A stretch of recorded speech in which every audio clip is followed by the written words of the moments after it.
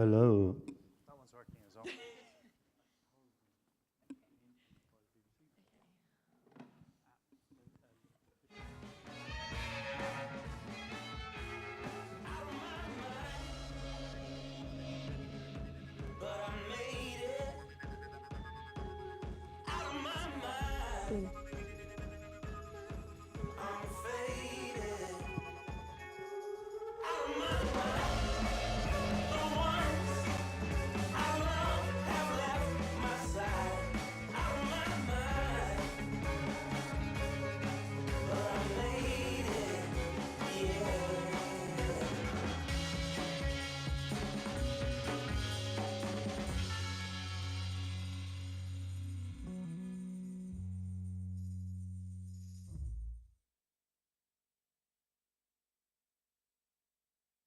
I still dream of organon. I wake up crying. You're making rain, and you're just in reach. When you in sleep escape me, you're like my.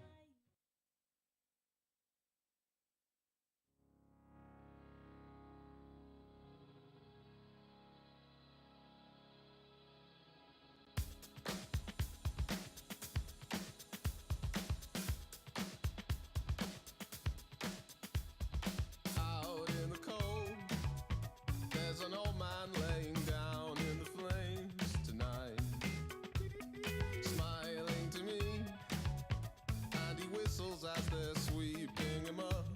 All right, like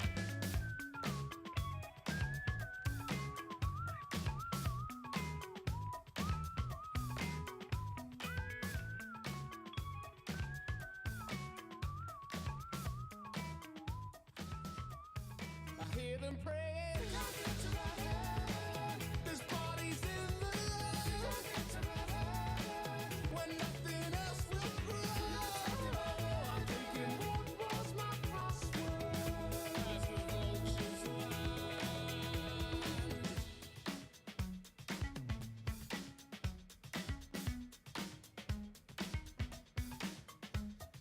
Crushed under feet. How about we find some nice place to eat?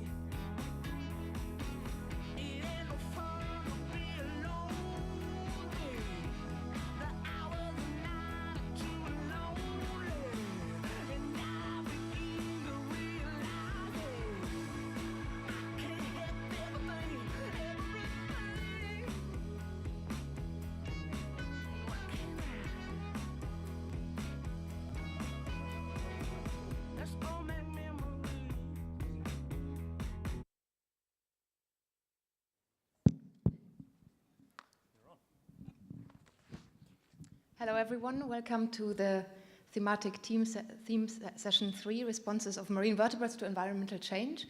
I would like to thank my co-chairs, Johnathan Green, Sam Patrick, and Nina O'Hanlon. My name is Jana Jeglinski from the University of Glasgow. I would also like to thank our sponsors, the Liverpool Institute for Sustainable Oceans. And with this, I would like to introduce the first speaker, which is Paul Thompson from the University of Aberdeen. Nothing.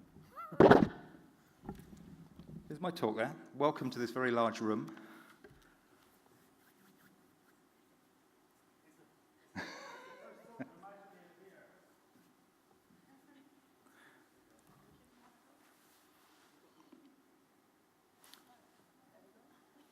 Excellent. Thanks very much.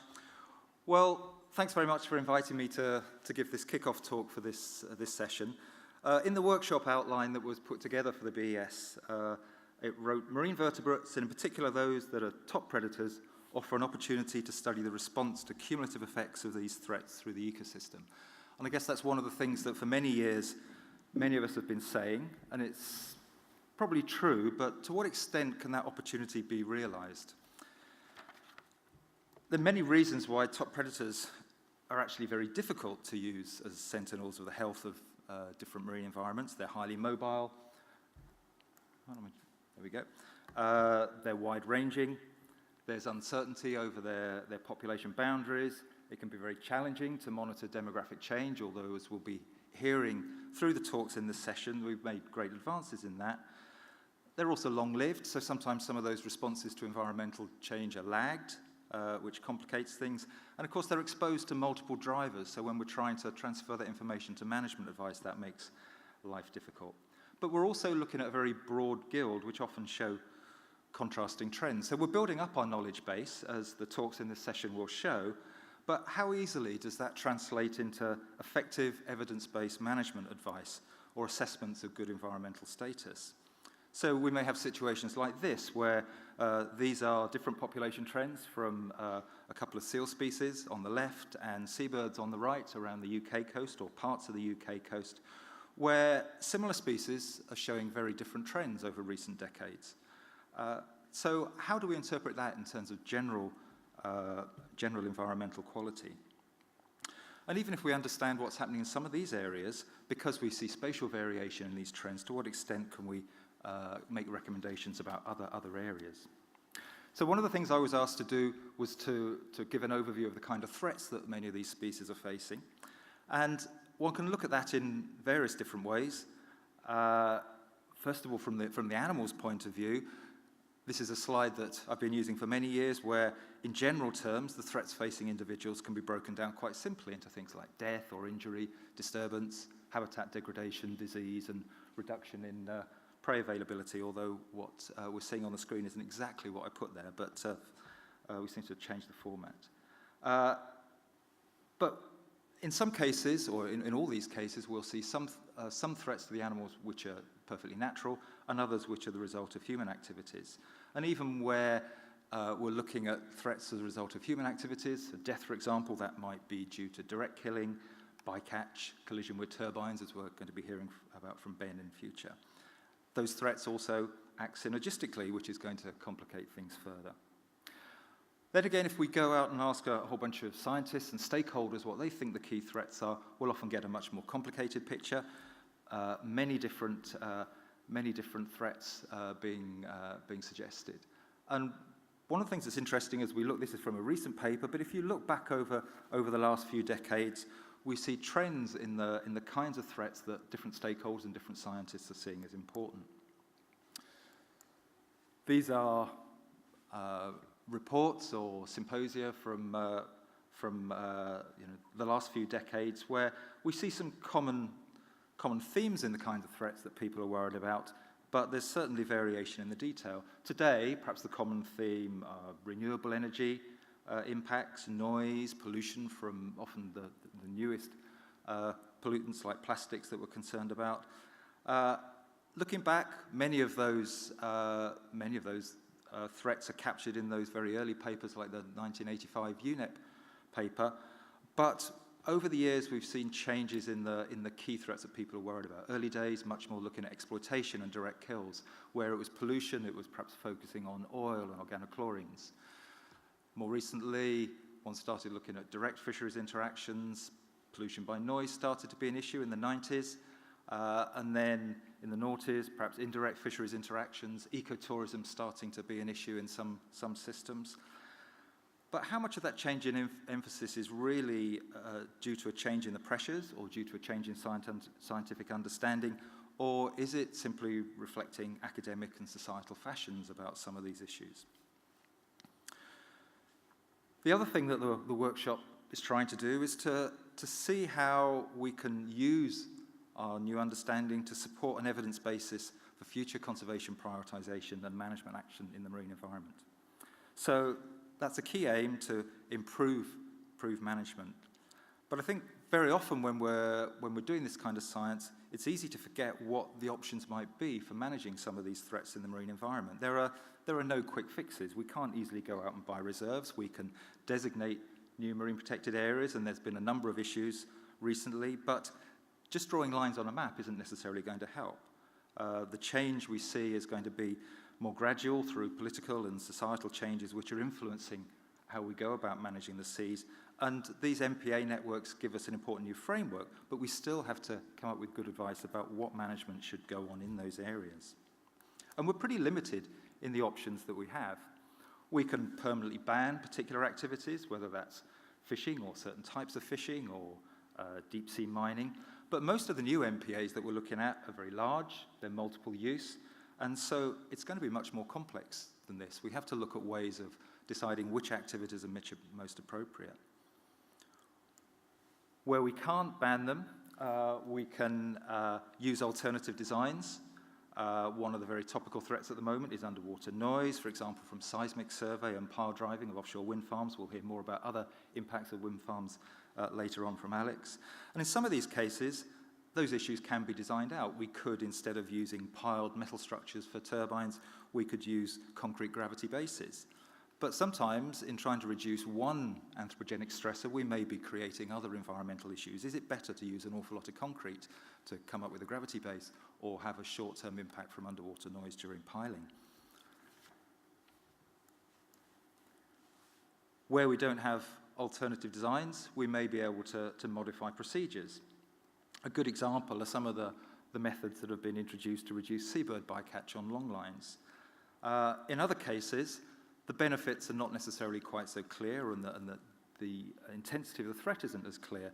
So, sticking with the underwater noise and piling, in some areas, bubble curtains have been used to reduce noise propagation. But of course, whilst that might reduce received levels of noise to some of the receptors, it also increases the cost of offshore wind farms by many millions of pounds. It requires additional vessels, often extends the duration of some of these procedures.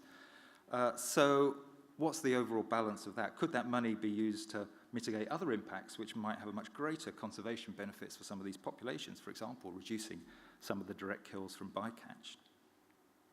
And then finally, if you can't modify the procedure, then you can maybe change the fine-scale timing or location of activities. Much closer to home, this is the view out of my office window, which is the middle of a special area of conservation, but where there's also dumping of harbour spoil. So there are ways to minimise the impact of that on the protected species in this area, the bottlenose dolphins, by changing the timing of when those dumping vessels go out. But ideally, we don't want to be relying on data from previous years on timing. We need to be looking at a more dynamic management system, and often we don't have the real-time information to do that. So the kind of evidence base that we're looking for to support some of these management issues include features like this: robust identification of key areas, how we prioritize development of new designs and procedures, how we can more dynamically manage some of those activities. In the case of Habitats Directive and SPAs, then we need to be able to undergo appropriate assessments to assess the population consequences of some of these often sublethal impacts, and evaluate the relative benefits and costs of different management actions. So, as we'll be hearing over the rest of this session, there's been a whole range of advances in recent years in our basic understanding of these marine vertebrates and how they're responding at different scales to change. And perhaps one of the big advances in recent years has been our increased understanding of distribution patterns, particularly through the development of tracking devices and advances in spatial modeling. And a good example is the TOPS project here, looking at a range of different marine vertebrates across the Pacific. But there are still challenges for many species. David will be expanding on this in relation to sharks, and even in those well-studied species, our sample sizes for telemetry data are often quite small, and as we'll be hearing later on, there's often much individual variability in distribution patterns. So how do we characterize population distribution in many of these cases? We're not totally reliant on telemetry data to look at distribution, and ship-based surveys, and again, the analytical techniques that are used with these data have given us a much better understanding of distribution patterns of key species like harbour porpoises in the North Sea. But these are expensive, large-scale surveys that can perhaps only be carried out every decade or so, and the challenge of maintaining those in the future to carry on following trends is even harder. So important for identifying key areas, but we don't fully understand the temporal variability in some of these key areas and the extent of movement between different sites, which can constrain the level of management advice we give. We know much more about abundance trends than we did a while ago. Seabirds are particularly well studied and have been studied regularly over the last few decades, but again, we have challenges in maintaining these data sets, and data for other groups, fish and cetaceans, are much poorer. But I think one of the things that these abundance data do show, and we often forget this, is that there's some, well, it's not all bad news, there's some real success stories. Data of this kind have demonstrated that we have had major conservation successes. As we move on from one problem to the next, I think it's often easy to forget that. Marine top predators show great capacity for recovery compared with terrestrial carnivores, where habitat loss and human pressure really constrain any recovery, even if you reduce the key stressor.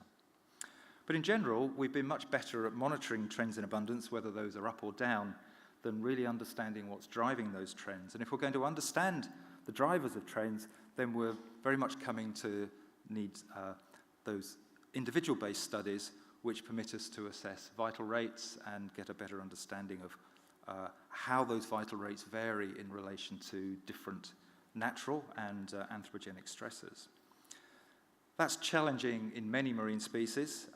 Much of the best work in this area is on seabirds because they're it's much easier to carry out colony-based studies based on ringing and tagging. More recently, there's opportunities to collect similar data from more dispersed species using photo ID and other techniques.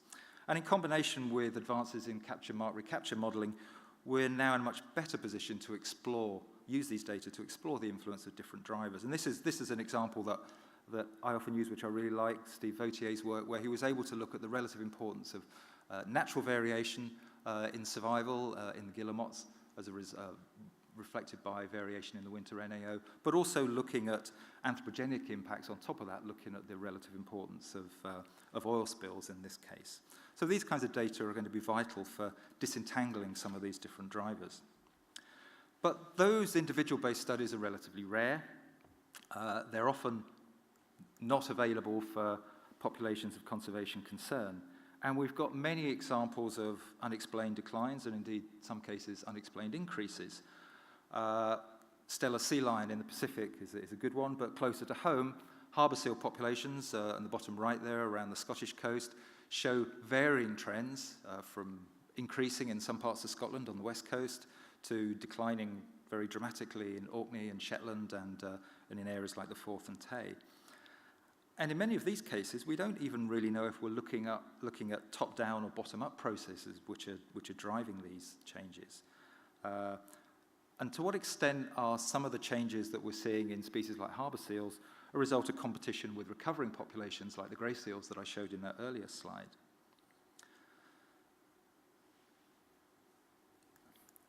So we have good information on many of those marine vertebrates, some focal populations, and increasingly more elegant modelling frameworks for looking at these kinds of issues. But often it's information on the potential drivers that we're really lacking. I think Sophie will be talking a bit more about this. Food is clearly important, but but it's incredibly hard to assess.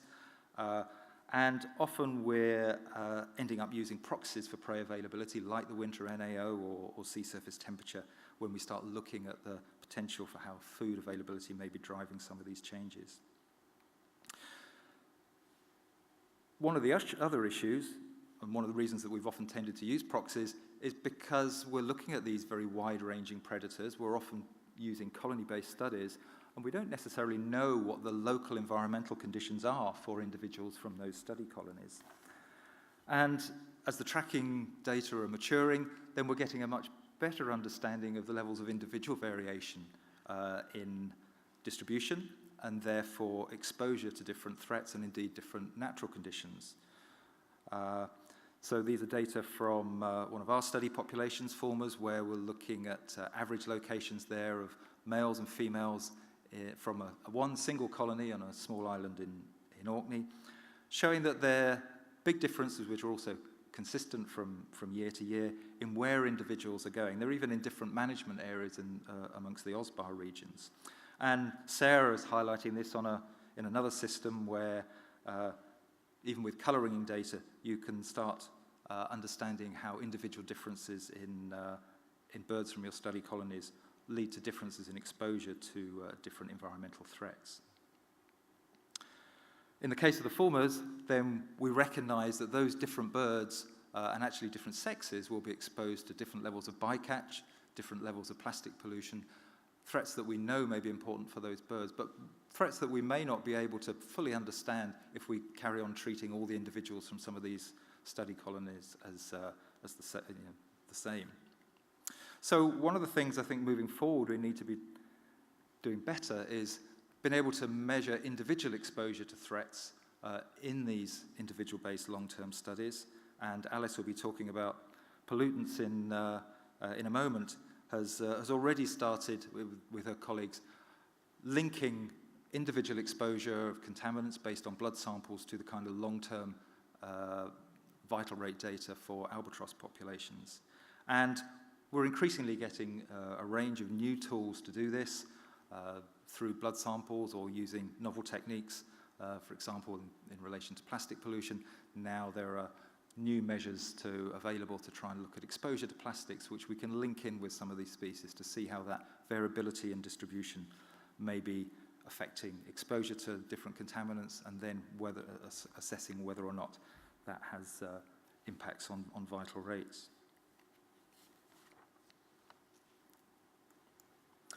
So, in terms of our research needs moving into the future, many of perhaps the biggest success stories have been in reducing some of those direct kills, whether it's overexploitation and making some progress in reducing bycatch. But there's still a lot of concern about sublethal threats and, for example, noise, where we need to get a better understanding of what the population consequences of exposure to some of these sublethal threats might be. Lots of the studies that are done and lots of the advances have been based on single species studies, and it's challenging to think about how we can improve our understanding of community interactions, particularly looking at the relative roles of natural variation in prey and competition with recovering populations. And where we have a range of different potential threats to some of these species, and we're trying to give solid management advice on how we can reduce some of those impacts, then we need to understand the cumulative responses and assess the relative importance of those different threats so that we can prioritize management action. And particularly, we need to be able to understand what those management options are and perhaps direct our science specifically at assessing the costs and benefits of those different management options.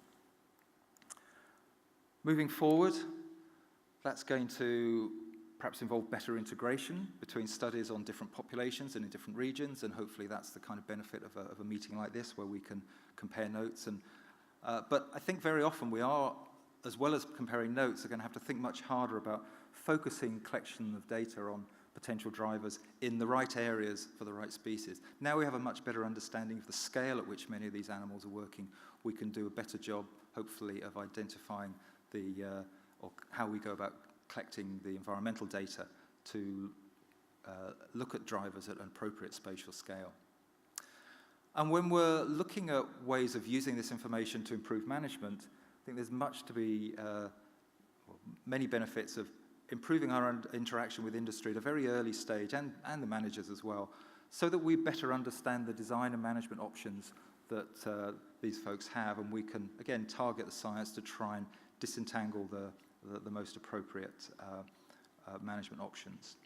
And particularly to develop better frameworks for assessing both the environmental and the socio-economic impacts of the alternative management decisions that might be made.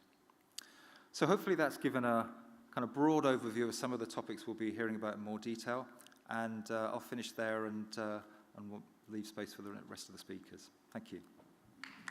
Thank you very much, Paul. Are there any questions for Paul?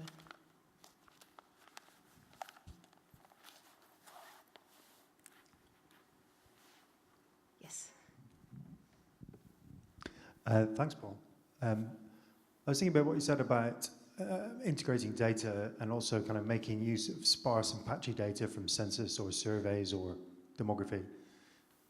How well do you think managers and industry are, or how happy are managers and industry with using kind of heavily modeled and predicted data, both kind of spatially and demographically? Are they convinced by maps derived from a small number of data points, even if we're happy with them? I think there is an issue that many managers and stakeholders want to see data from their particular area, and they're not terribly happy about basing decisions on generalizations which have come from other areas or other study species. And that is a constraint, because we know that we can't go collecting data in all these areas where you're going to have to deal with those kinds of issues. And we're always trying to seek generalities. And I think there is a bit of a mismatch there between what we're trying to do in coming up with general principles and managers and other stakeholders often wanting very specific data for their region and feeling that unless they have that, then they're dealing with more uncertainty than perhaps as ecologists we would think they are dealing with. So how do we solve that? I think it probably goes back to this point of trying to work early on in these processes and trying to understand where the different stakeholders and managers are coming from. So I think that helps, because I think you can take people along with that kind of thing. Some of the stuff we've been doing with wind farms as we've developed assessment procedures, which we did have to borrow all sorts of data from other areas as well as make expert guesses, one might put it. We did that, it took a long time, and we did it through a number of iterative meetings, and we'd have stakeholder workshops. And I think if there is a clear need to come to a decision, which in these cases there is, then I think you can take people along. And I think then we also need to make sure, and people are more willing to accept that, if you know that you're borrowing data, but you can actually test some of the assumptions you're making through your borrowed data through monitoring programs and research programs linked to that, then I think that helps. So I think one of the other things that is really important in some of these industry projects is to move away perhaps from some of the kind of classic box tick monitoring and focusing consent monitoring on those research gaps that have been identified during that assessment procedure. And that's something that I think people have been more successful with in some schemes around the UK at the moment, but there's still a tendency for many groups to carry on wanting to do what's always been done, which isn't necessarily leading to much new learning when the next project comes along.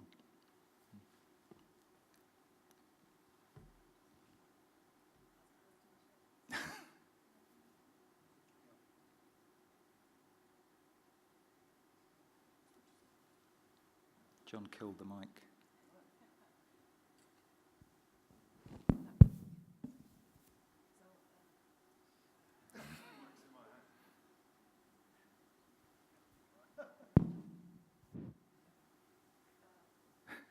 You shout and I'll repeat it because I can hear you.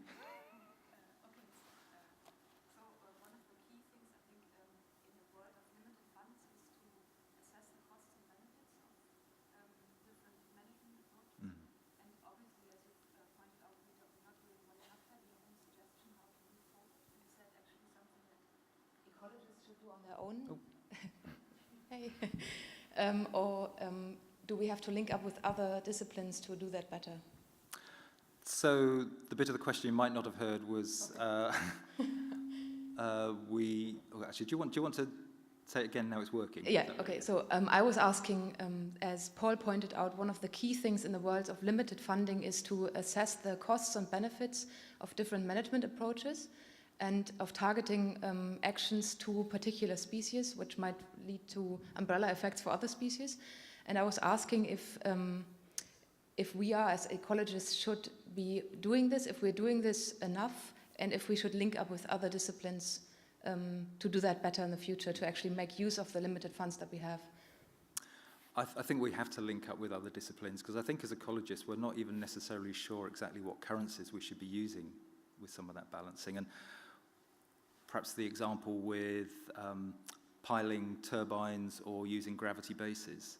You know, as an ecologist working on marine mammal populations and noise, I understand some of those potential costs, but I don't fully understand the potential costs of gravel extraction in other parts of the North Sea, how that might be affecting benthic habitats, or how that indeed, you know, the different footprint with some of those turbine bases might be affecting the local ecology.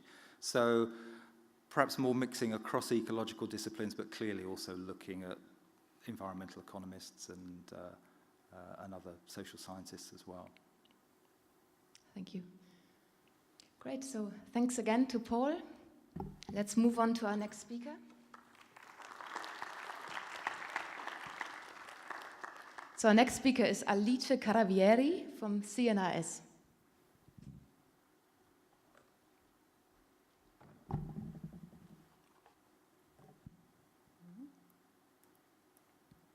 Thank you. Hello. Okay. So yes, I am a postdoctoral fellow at the CUBC Center, CNRS, and today I will present you some of my results on contaminants in seabirds from remote environments. Okay, so as you well know, increasing human population and technological development have led to profound modifications of the environment, and environmental pollution is one of the main threats. There are several kinds of contaminants, but today I will focus on two of them, so mercury and POPs. So first, mercury is a non-essential metal, so it's a natural element, naturally present in the environment, but human activities have significantly increased the quantities that are circulating in the environment. On the other hand, POPs, which is persistent organic pollutants, are only man-made chemicals, such as organochlorine pesticides and industrial compounds that were used mainly in the 50s to 70s, and that have been now regulated, so severely restricted under the Stockholm Convention. And mercury also now it's regulated under the Minamata Convention. In fact, these two kinds of contaminants are very toxic for both man and wildlife, with main effects on the endocrine and nervous system, which results in negative consequences on development, growth, and reproduction in wildlife. In the marine environment, mercury and POPs can reach the marine environment through different sources, but in remote oceanic environments, atmospheric deposition is the main source. So from the atmosphere and after wet and dry deposition, mercury and POPs can enter the water and absorb on particulate organic matter, and then they can enter marine food webs, where they accumulate in the tissue of biota, and they can also biomagnify in food webs, which means that at each level of the food web, we have increasing concentrations in biota tissues. And so upper predators are exposed to high quantities of mercury and POPs through food intake.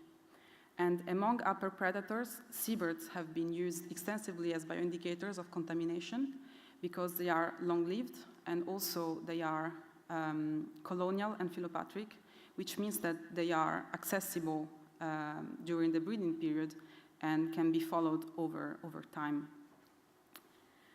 So my research has so far focused on the remote oceanic environment of the southern Indian Ocean, where we can find the French Austral territories, the TAF.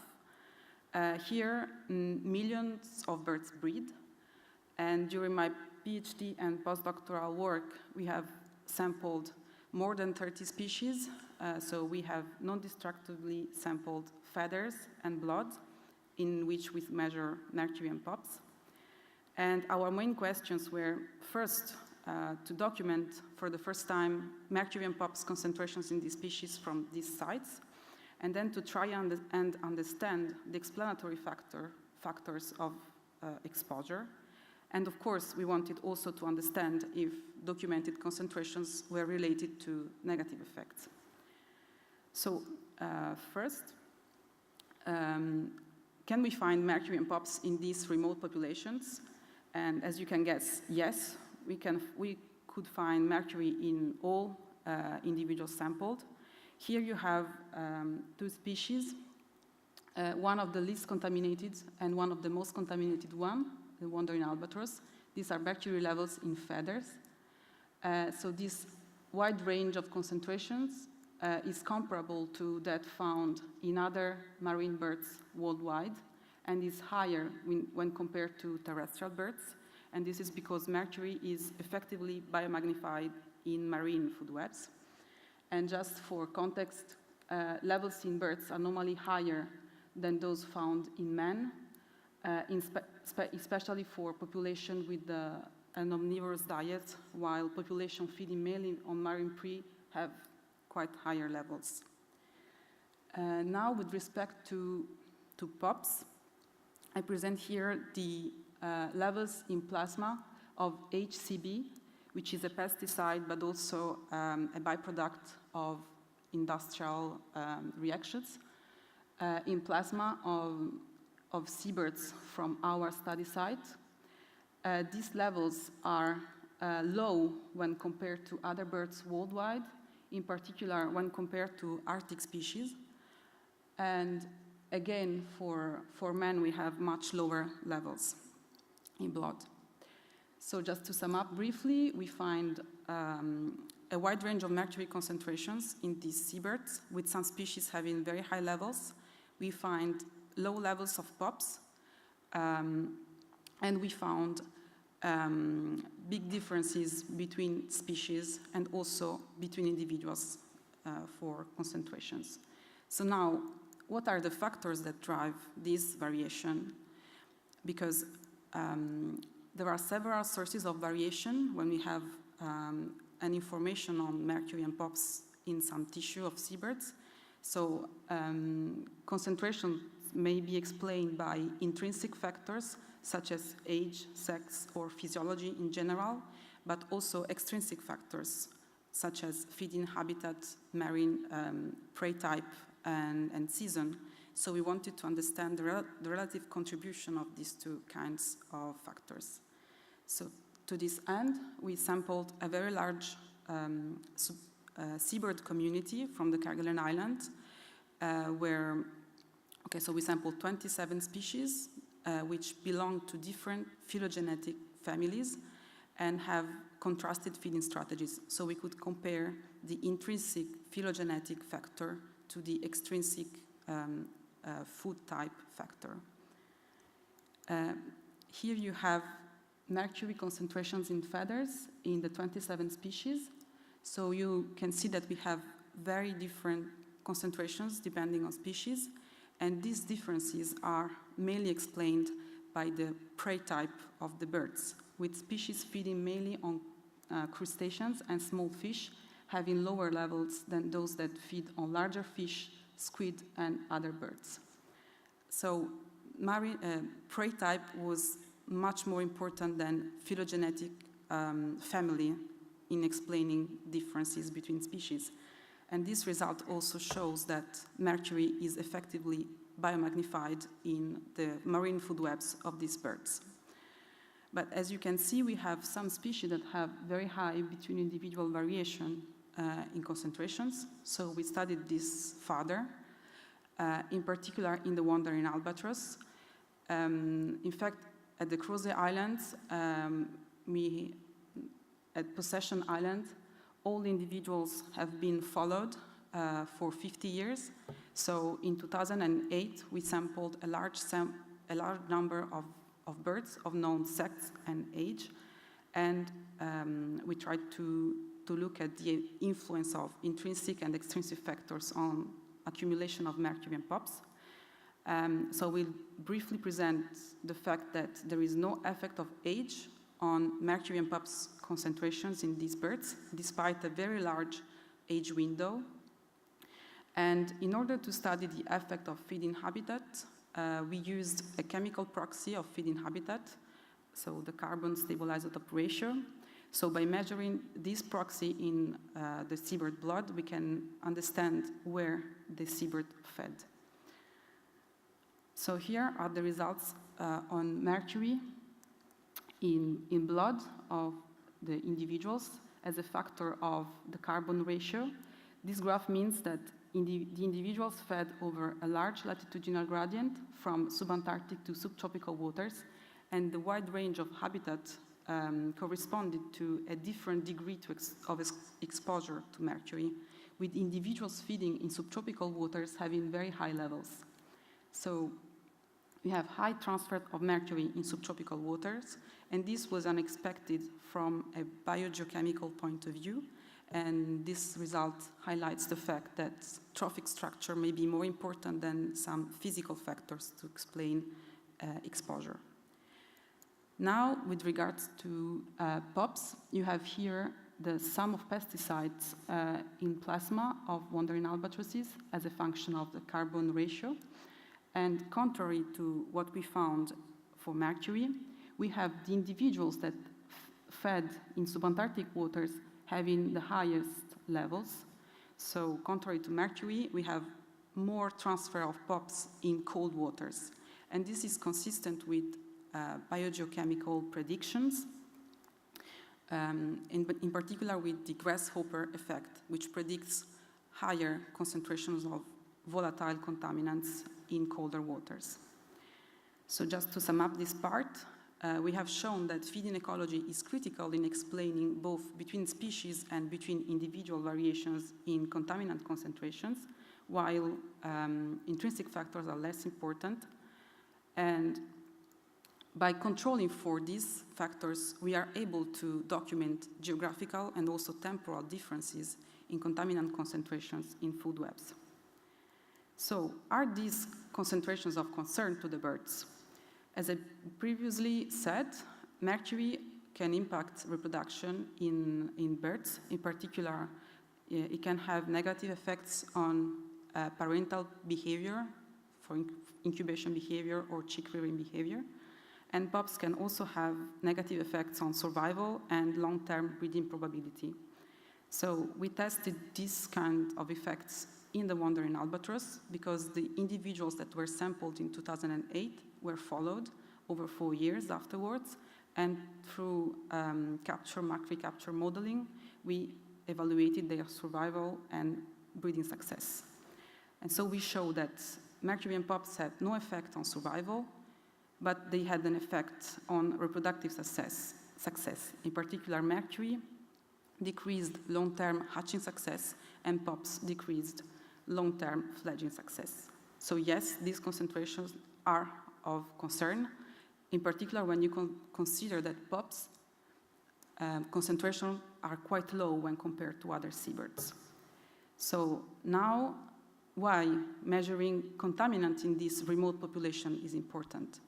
First, it is important from a conservation point of view because seabirds are one of the groups of birds that are most threatened worldwide, and also because contaminants can act in combination with other anthropogenic and natural stressors and increase impact, and also because effects in seabirds can be indicative of effects in other marine prey consumers, including man. And also studying this far-removed environment is important because since they are far from the main pollution sources, they are representative of large-scale to global dynamics of contamination, And these contaminations are changing. For example, the main countries emitting mercury have shifted from Northern Europe and America to China. And global warming can also change the dynamics of contamination. In particular, global warming have been predicted to change the quantity of mercury that will be transferred to marine food webs. So continuous monitoring of these remote environments is highly needed. Okay, so I would like to thank the organizer for inviting me, all my collaborators, and you for your attention. Thank you. Are there any questions for Alice?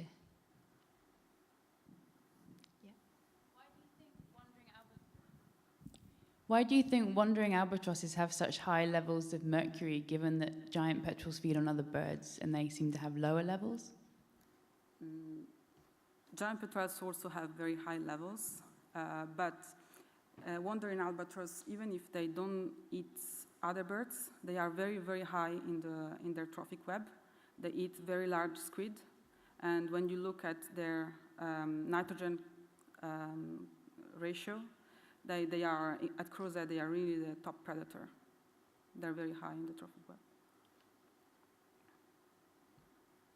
Any other questions?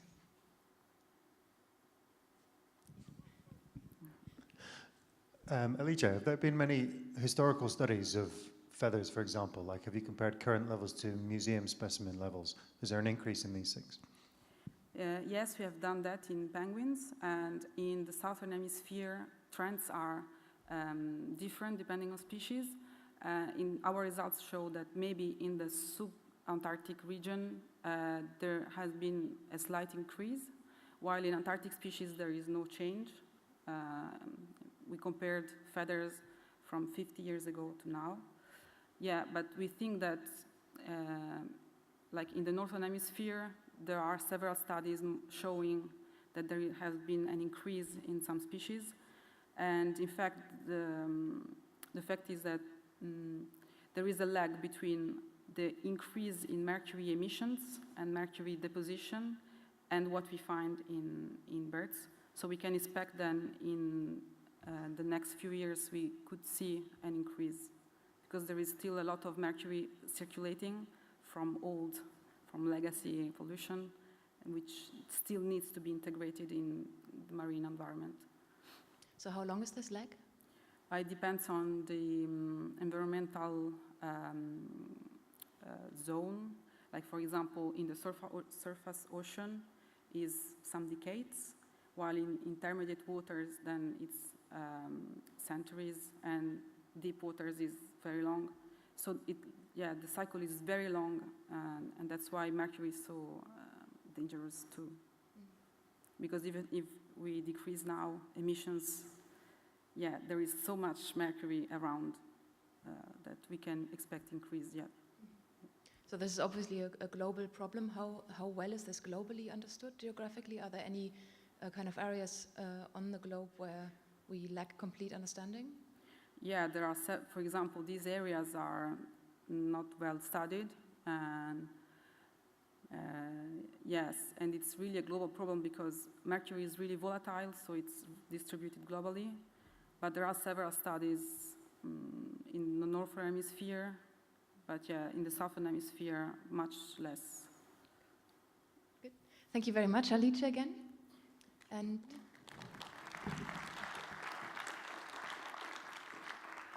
can I invite the next speaker, David Sims?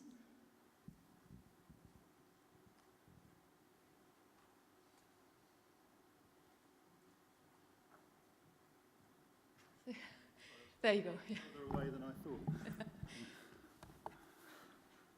Okay, brilliant. Thanks very much for inviting me. It's great to be here. And hopefully in the next 10 minutes or so, I'll give you an overview of some of the research we've been doing that look at the behavioral responses of sharks to environmental heterogeneity and the consequences for populations. Now, the behavioral responses I'll be talking about are movement patterns of sharks as they move through these seascapes. And it's no surprise to you that movement is a fundamental feature of life. It's central to almost all ecological and evolutionary processes. And it affects survival, reproductive success, and it structures the populations and community and affects their connectivity. But one thing that we lack is a real understanding of those mechanisms that drive when, how, and why top predators such as sharks disperse and move in natural habitats in the way they do. And so for sharks in particular, obviously one of the problems is that they spend 99.9% of their lives beneath the surface of the sea. They're really tricky to observe and to note their behaviors. I'll mention why things have changed a little bit in the last couple of decades. But movement in particular is crucial for sharks because it affects the abundance, the density of individuals at any particular location, any set of coordinates. Movement changes that population density. And in the context of fishing, so these are a shark and a swordfish that have been taken by a surface longliner. This can drastically affect, the movement can drastically affect the estimate of catch per unit effort that you get in fisheries. And so trends can be, in terms of catches, could be going up, whilst in fact population levels stay the same. Or trends could be going down, whilst CPU could be going down, whilst populations might be actually increasing. So there are complicated trajectories in this CPUE that movement can have a big effect on, and that's one of the reasons why we study them. And it's a tough time for sharks and rays at the moment, as you can see from this little plot at the bottom, taken from one of the recent papers, eLife, in eLife. You can see that landings have gone up over many decades. And so sharks and rays are heavily exploited, but there's very few regulations that limit those catches that are made. So in the talk, I'll consider I'll give you a few slides of three sort of examples of work that I've been doing over the last sort of 20 years. Firstly, how do sharks respond to resources or the lack of them? And this sort of looks at sort of more fine-scale behavior patterns, movement patterns. And also, how are distributions influenced by environmental variations? I'll tackle that as well. And then I'll end with just considering briefly how the future environment is likely to impact these populations of sharks. So one of the big things that has allowed us to get into the lives of sharks, this behavioral window in the lives of sharks, is telemetry and biologging science. And this has been fundamentally important for the last 25 years in revealing those hidden lives. And these tags can track the movements of the animals themselves, but also record information about their behavior and environment. And they show fascinating insights. For example, pelagic sharks such as the blue shark here on the left and the mako shark on the right. It was only recently that we found that they actually utilize pretty much the top 2 kilometers of the sea surface. So very rapid dives down to depths of 1,700 meters.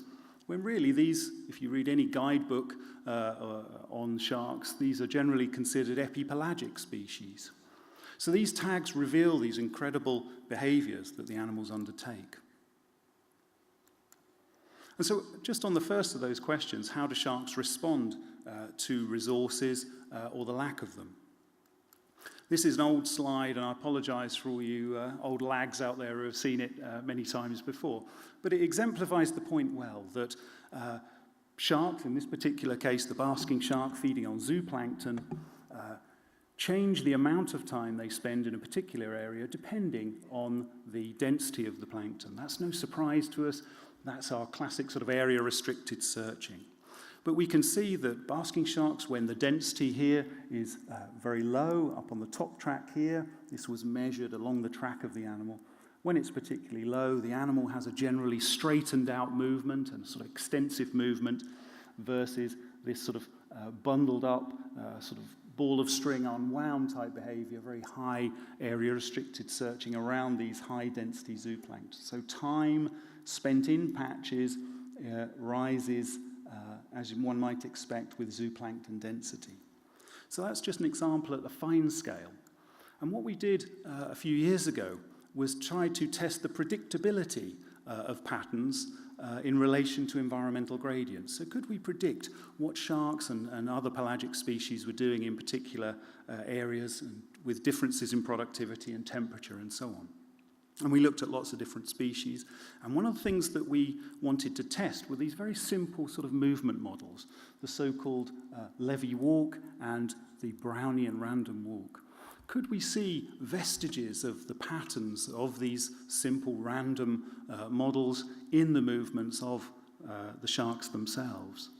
We looked at 1D versions of those models, and what you can see here are computer simulations of what a perfect levy walk would look like. And you can see that these are truncations in terms of truncating the step length. And you can see that species such as the blue shark and the ocean sunfish conform to these sort of idealized models pretty well, or at least they do over certain periods of time. So when they tend to be exploring, they're utilizing this sort of pattern here, the sort of levy walk-like behavior. But when they're exploiting a particular patch in an area, we see that they show the more sort of Brownian-like movements. And we looked at these sorts of patterns in relation to where they occurred. So off-shelf in sort of oligotrophic waters, we found that there were lots more sort of levy-like movements, these sort of optimal patterns for finding sparse resources in the open ocean, versus when the animals were in fronts, more productive areas, they showed this much more intensive movement pattern that was at least well modeled, or at least worst modeled by the Brownian movement. Thanks. And you can see that the movement pattern types were observed in environments where they were expected to be theoretically optimal. And we found that for great white sharks, this was the case too. Around these seal colonies, they had this sort of Brownian-like intensive movement, but around these open sort of coast and oceanic waters, they had this sort of levy-like movement pattern as they were searching through the water column. So that's at the sort of smaller scale of what the animals are deciding to do, exploring and exploiting. But we can also look at distributions influenced by environmental variations at a much broader scale.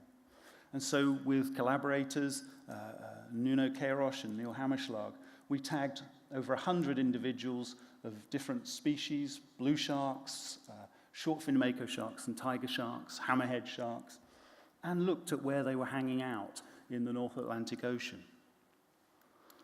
And we find that there are certain limits to their distribution. This sort of 12-degree sort of isotherm seems to be a northern limit to these species at least. And we also found that they like to hang out in areas that we defined as these sort of hotspot areas here. So most of the species and individuals were occurring in these red areas. And these actually correlated positively with sea surface temperature gradients, front frequency, and primary productivity. And when we looked at individual-based analysis, we could see that tracks versus biased random walks, they were preferring frontal boundary habitats. So at the ocean sort of basin scale, where these sharks occur is predictable to a degree also. The thing is that that predictability is something that the fishers have also experienced through time. They know this through their experience through time. And this is GPS tracking of two whole fleets, the Spanish and Portuguese fleets, over a period of 10 years. Here are the long line locations, actually where the long line went in. And you can see that annually it has this sort of distribution.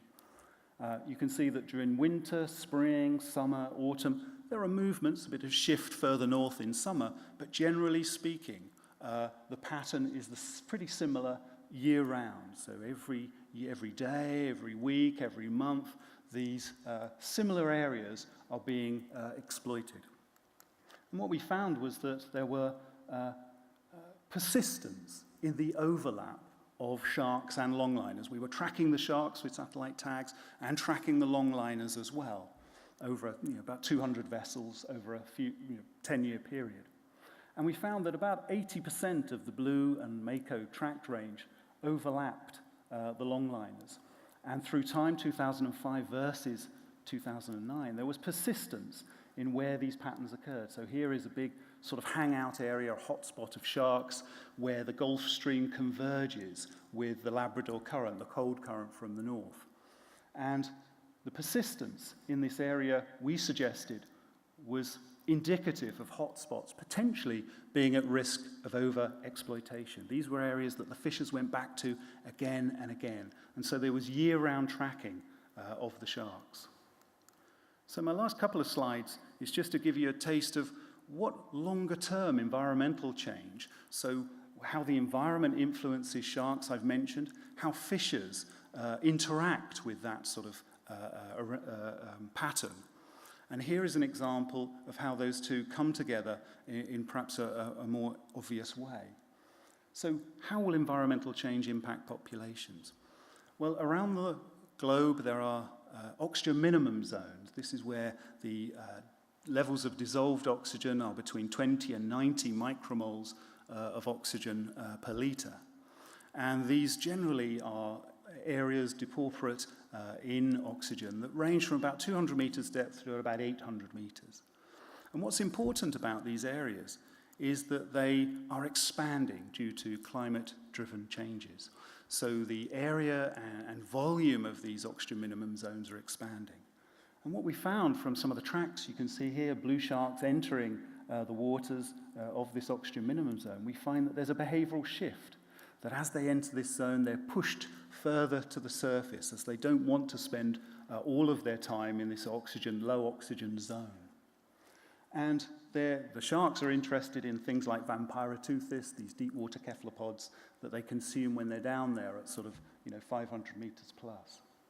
So there's a definite behavioral shift in sharks. As they enter the area, they get shunted further to the surface. And what we found from modeling that maximum dive depth,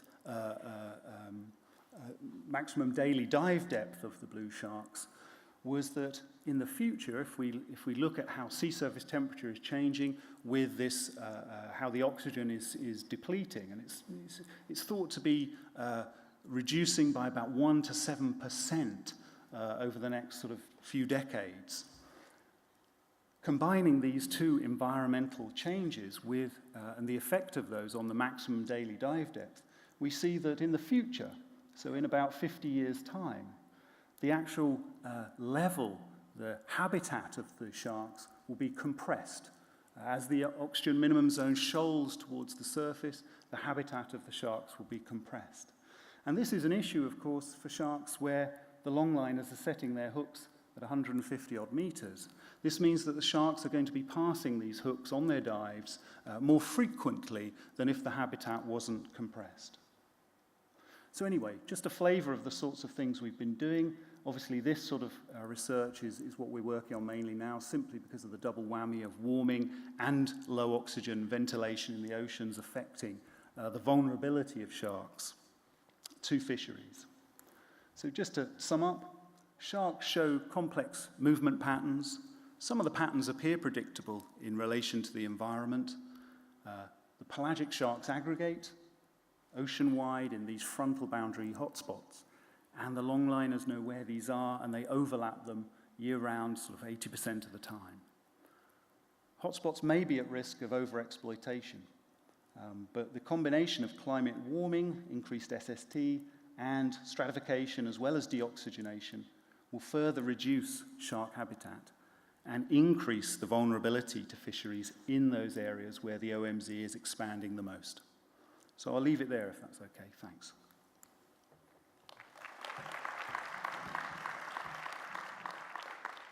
Thank you very much, David. I'm just handing over to John for the next speakers. Sadly, no time for questions, but you can find David after all the talks here at the front. Thanks, Jana. And next up is Sarah Birth from the CEH.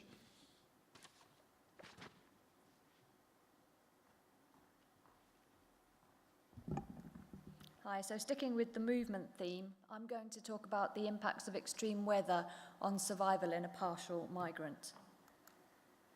So in conjunction with average climate warming, many climate models are predicting an increase in the frequency and severity of extreme weather events such as storms.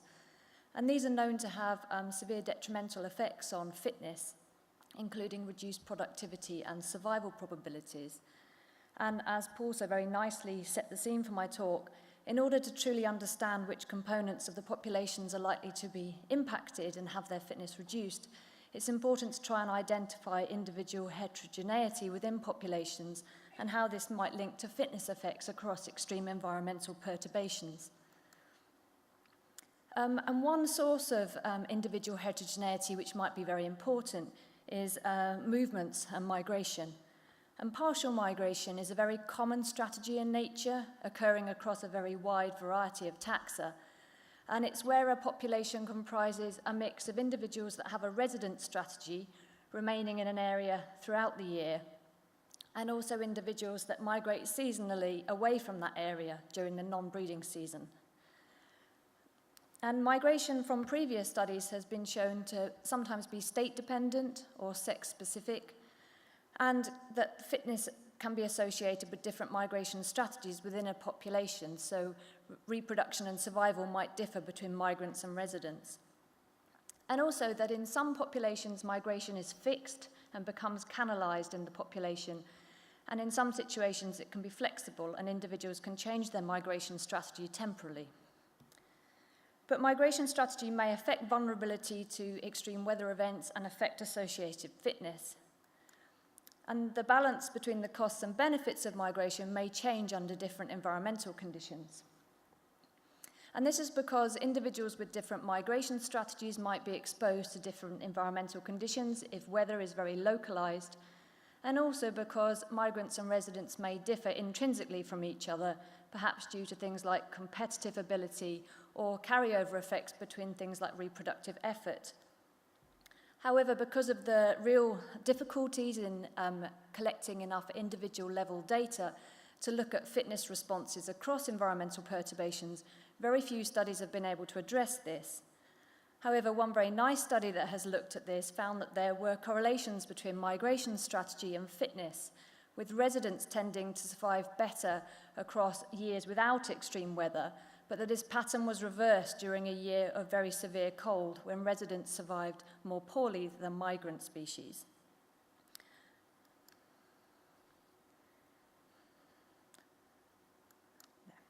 So in my study, I'm trying to address two key questions. Firstly, whether survival rates during extreme weather varied according to migration strategy. And secondly, whether this pattern was just explained by weather or whether there was something else going on. And the focal species that I'm using is the European shag, which is a coastal seabird species. And shags are known to be highly vulnerable to winter weather, which is known to affect their foraging and thermoregulation capacity.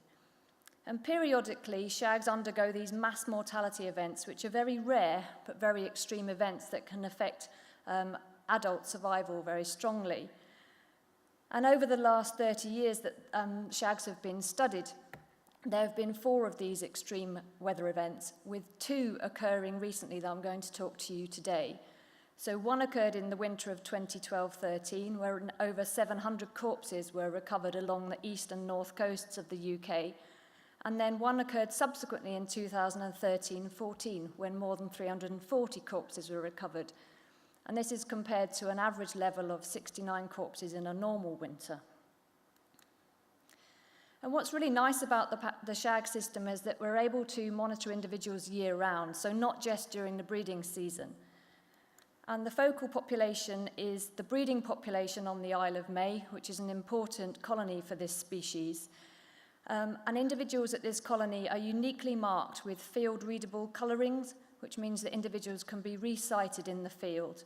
And every year we monitor individuals coming back to the Isle of May to breed. We look at who's pairing up with who, monitor breeding success, and can follow these individuals also through winter. And this is why this is such a nice, powerful system for looking at fitness effects and migration. Since 2008, individuals have been resighted up and down the coasts of the UK, not just from our core research team, but by a remarkable series of citizen scientists that help with our resightings. And we've now amassed a really lovely data set of over 40,000 sightings of 8,000 birds during this wintering period. And the birds are showing really repeatable winter locations. So just shown, for example, here, birds overwintering at Fraserburgh Harbour can be resighted like this. In fact, the birds are so repeatable that just want to give you a flavour for some of the data that we collect. These are resightings for one individual that overwinters at Fraserburgh Harbour but breeds on the Isle of May. And as you can see, it's resighted numerous times across numerous years, and it actually sits on the same metre squared of harbour wall every year. And this is really important, this repeatability, because what it means is we can assign individuals to a winter location. So the data set that I'm focusing on, which is breeding individuals on the Isle of May, individuals were recorded over 1,200 kilometres of coastline during the winter, but there were clearly three main concentrations of overwinter locations, with over 90% of the birds in my data set being assigned to one of three areas. So we have birds that remain resident around the Isle of May area, shown in red, and then birds that migrate away from this breeding area during the winter and overwinter either at Fraserburgh, shown in grey, or Port Knocky. Just briefly onto some analysis methods. So I'm focusing on resighting data of birds during the breeding season on the Isle of May over the same time period to match the data that we have for winter. And that's because resighting rates are also very high on the Isle of May. Analysis was undertaken in Programme Mark, and I had two group variables in my analysis: sex and also the migration area that individuals are going to, so whether they're staying resident in the Forth or whether they're migrating to Fraserburgh or Port Knocky. I modelled a number of different time structures, either with full time dependence, where each survival parameter was allowed to vary from the other, or with years where we think the weather was probably pretty normal, shown in yellow, allowed to be constant, and then the two extreme years allowed to be different but the same from each other, and then an alternative structure where these 2 years were allowed to vary from each other. And then in order to identify whether weather might be driving the patterns, instead of time structure, we fitted models with either onshore wind, which has been shown in previous studies to affect thermoregulation and foraging, or rain, or a combination of the two, and these were standardized weather variables. What did we find? Well, first of all, survival did vary with migration location, and the best model that was supported was a model with an interaction between the migration area and the time structure where the two extreme winters were allowed to vary from each other, but the other years were allowed to be constant. So what we see is that survival is very low during this first extreme year. In fact, for resident females, survival during this year, and these are breeding adults, remember, is less than 37%. So it's quite a massive impact on this part of the population. So birds that stayed resident in the Forth, shown in red, had the lowest survival, and birds that were overwintering much further away at Port Knocky had the highest. But during this second winter, this pattern reversed. So Port Knocky was the lowest and similar in effect size to the previous winter, whereas the Forth and Fraserburgh were similarly a bit higher. And the model included an additive term for sex. So over the entire time period, females tended to have lower survival rates than males, with males shown here in green and females in black. And when we looked to see whether weather could be explaining these patterns, we found that weather did explain significant temporal variation. So we found that survival tended to be lower when conditions were very windy, which matches what we think happens with shags and thermoregulation and foraging, because it makes the sea very turbid. And the table on the right-hand side just gives you the four main models of interest with the associated delta QAIC, so you can see some of the differences between them. So the best model with weather did explain significant variation compared to a model with constant time. However, the time structure model is still performing much better than a model that simply has weather. So again, you can see the AIC values. So if we put the model for time structure on the left-hand side and the best weather model on the right, you can see that the weather model does pick up this reduction in survival in the first extreme winter very nicely, and it shows the same pattern with the Forth birds doing much more poorly than the other two areas. However, it doesn't pick up this low survival at Port Knocky during the second winter, and also it predicts much lower survival during the non-extreme winters than is picked up by the time model. And in all the models, migration area is very well supported, suggesting that survival is not just driven by variation in weather across the 3 different areas. And this may be due to intrinsic differences between the individuals that might be linked to migration strategies, such as competitive ability, or perhaps carryover effects from the breeding effort that's exerted during the preceding breeding season. But also perhaps there's extrinsic drivers going on that we're not able to identify. And Paul also very nicely raised the issue that we don't have a good handle on food availability in a lot of these areas.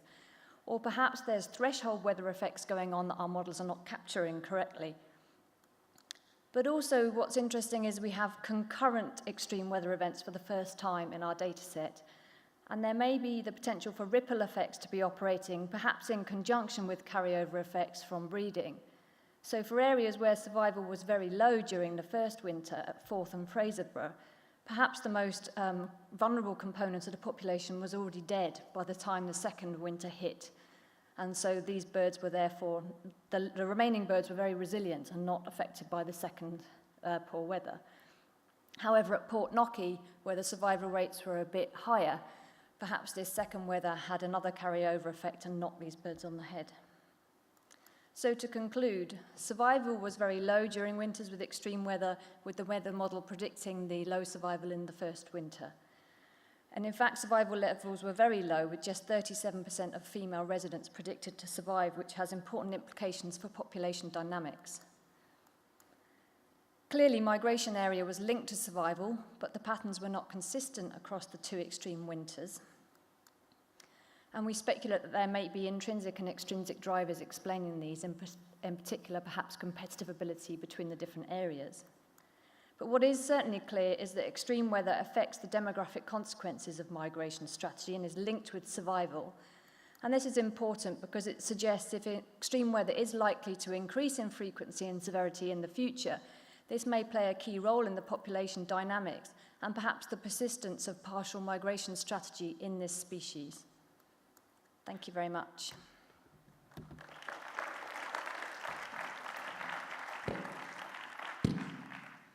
Any questions for Sarah? We do have another microphone and a helper if anyone wants to ask a question.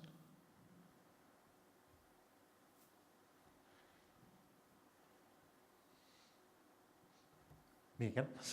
So Sarah, you said you might not be recording the right weather. Are you using a single weather station, or are you looking, have you got 3 different weathers for the 3 main wintering areas? Yeah, we're looking at 3 different areas, so we have specific weather associated with each of the areas. And very clearly, if you look at the weather data, there was a very definite extreme event occurring during that first winter. So what I suspect is happening is actually the second extreme winter wasn't that extreme in terms of weather, but it was enough for birds that were already in poor condition, perhaps, to then have subsequent mortality. Because certainly we're not finding actually any really good weather drivers, and there's no thresholds when we really look at it in that way. So, but we haven't looked at temperature, and the trouble is it might be weird interactions going on with things like day length, which is very hard to model in these kind of annual survival analyses.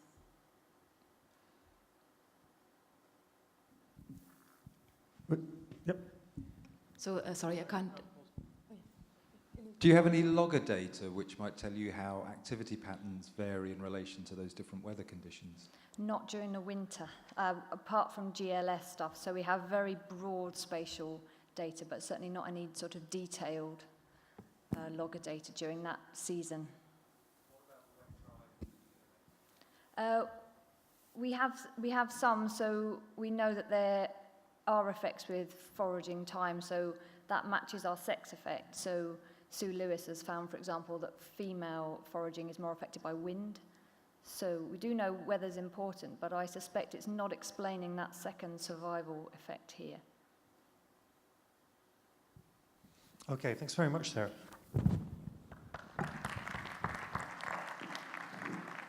And our next speaker is Sophie Smolt from Sea Mammal Research Unit.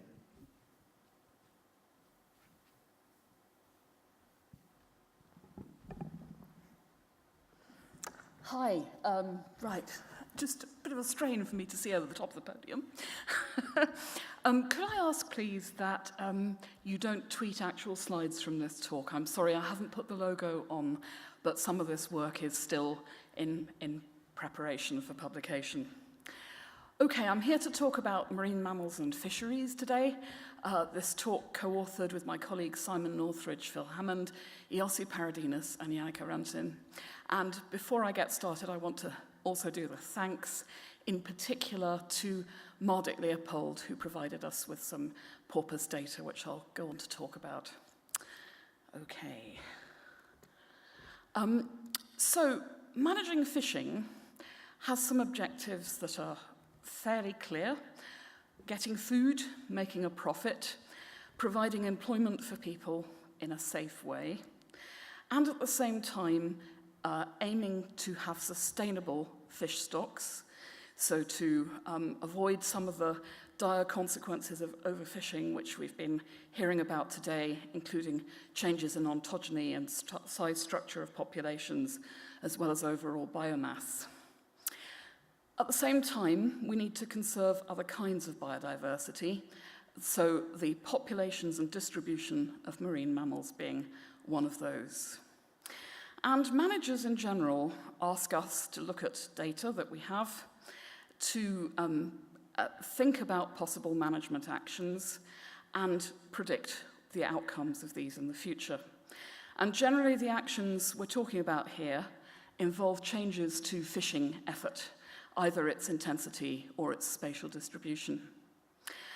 And then as scientists, we tend to hold up our hands in despair because marine ecosystems are so complex that anticipating their behavior is very difficult, both computationally and in terms of getting enough data to understand all these complicated trophic links.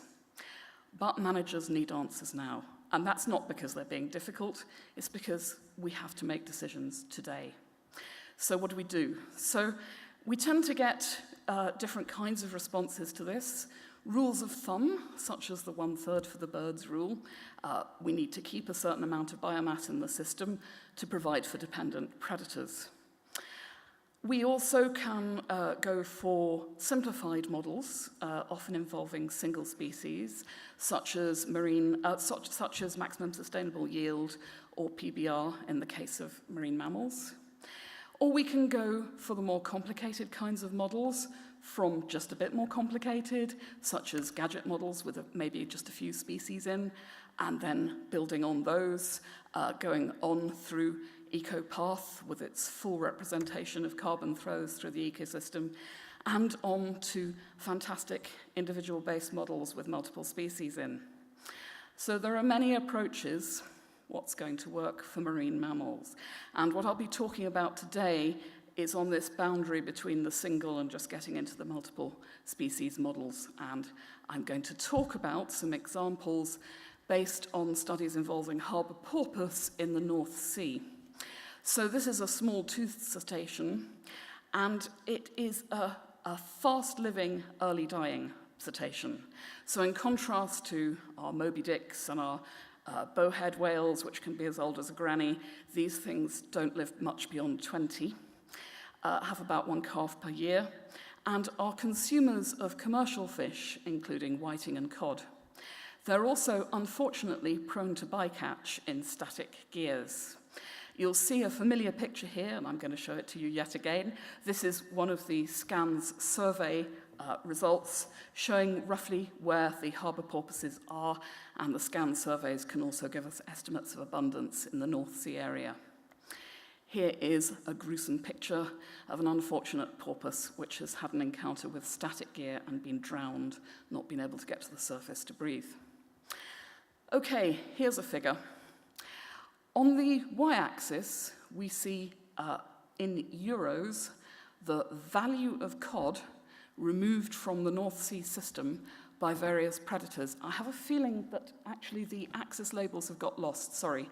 The y-axis is euros. The x-axis is time series going from early 80s, I think, to present. And what you will see is that the black part of the graph, the largest part of the graph, is dominating the removal of cod in terms of its monetary value. That is fishing. The white part represents cod, so cod eat cod, they're cannibals, and the green is harbour porpoise.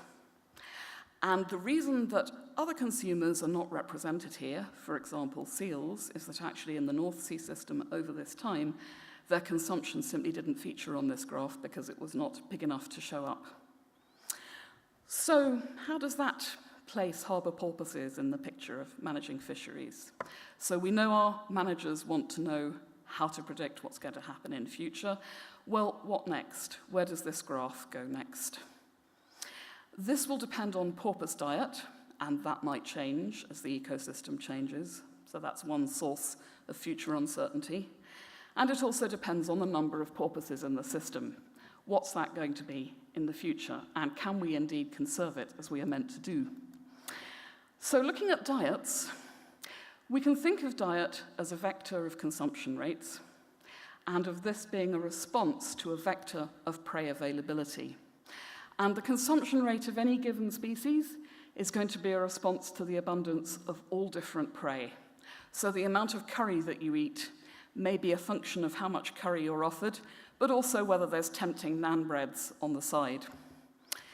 So looking at consumption rates, Jana took a set of harbour porpoise data from Mardik, and based on the stomach contents of the harbour porpoises, constructed diet for a number of animals which had stranded along the Dutch coastline.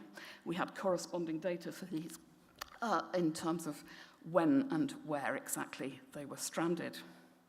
We were then able to match this up against prey distributions based on the IBTS surveys.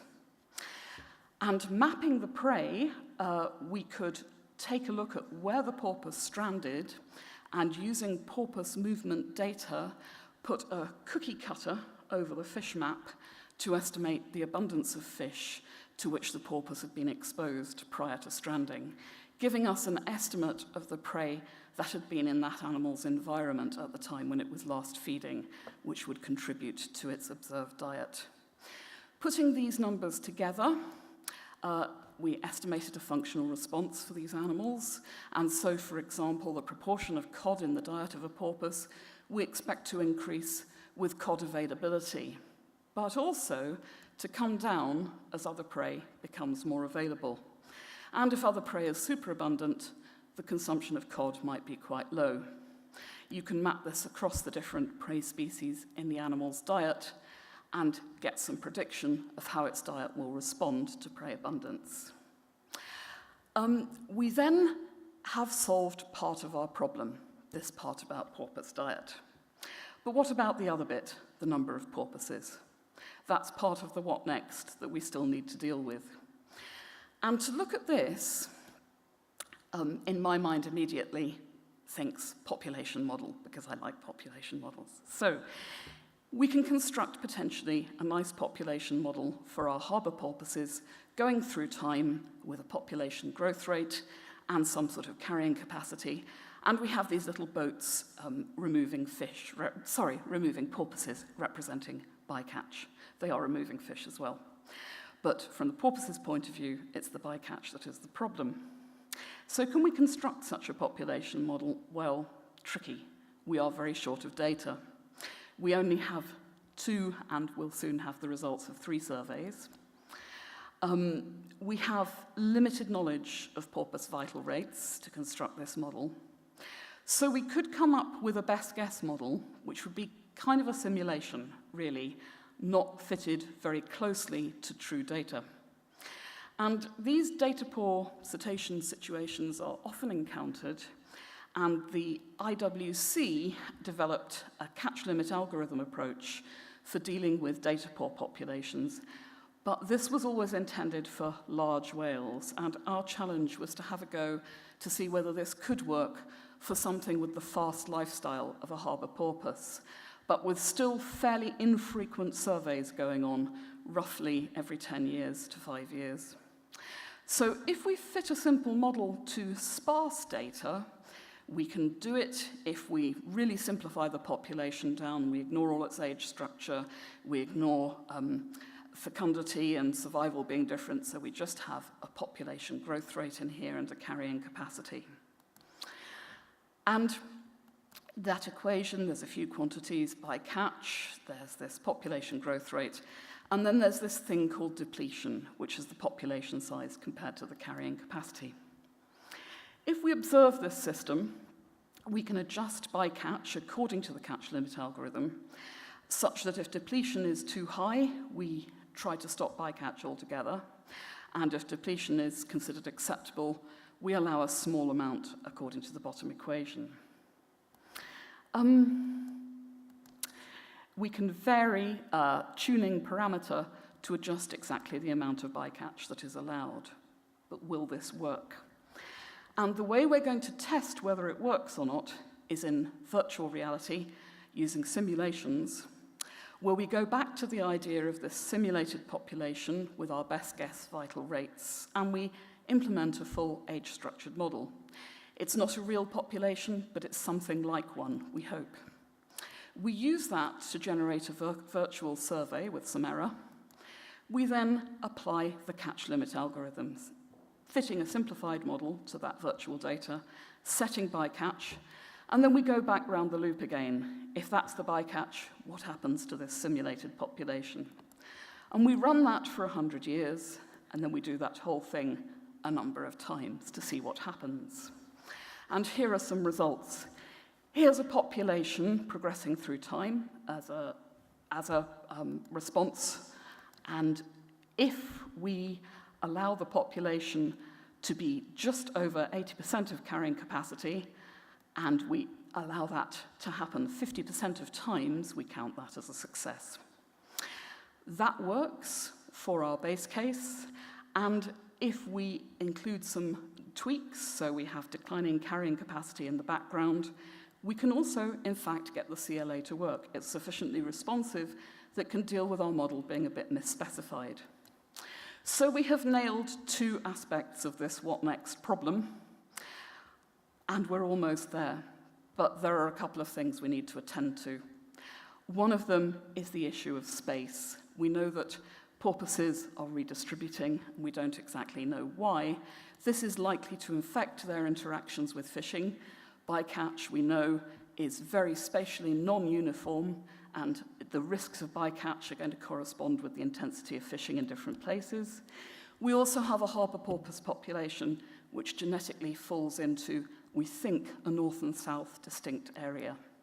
So bringing in space into our modelling using a more sophisticated version of the CLA with spatial compartments is next on our list of things to do.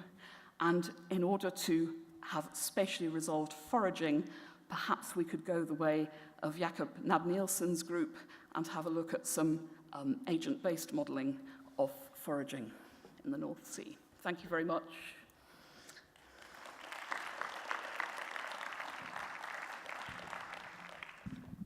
Thanks, Sophie. Questions for Sophie? Hiya.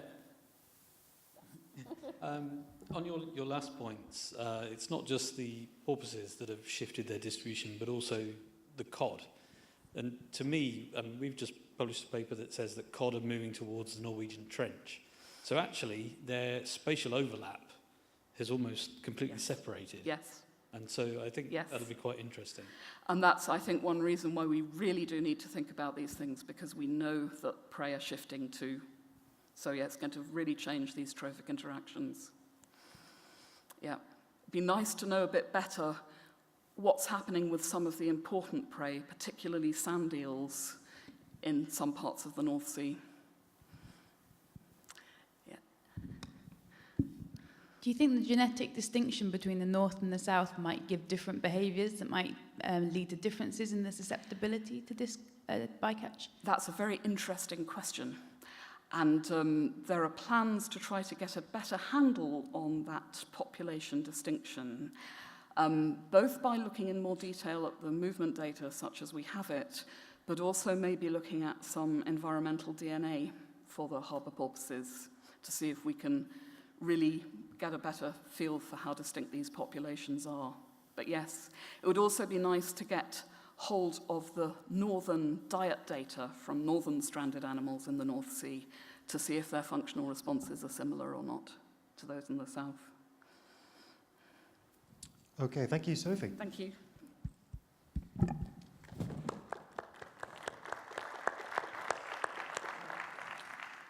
And our next speaker is Ben Wilson from SAMS.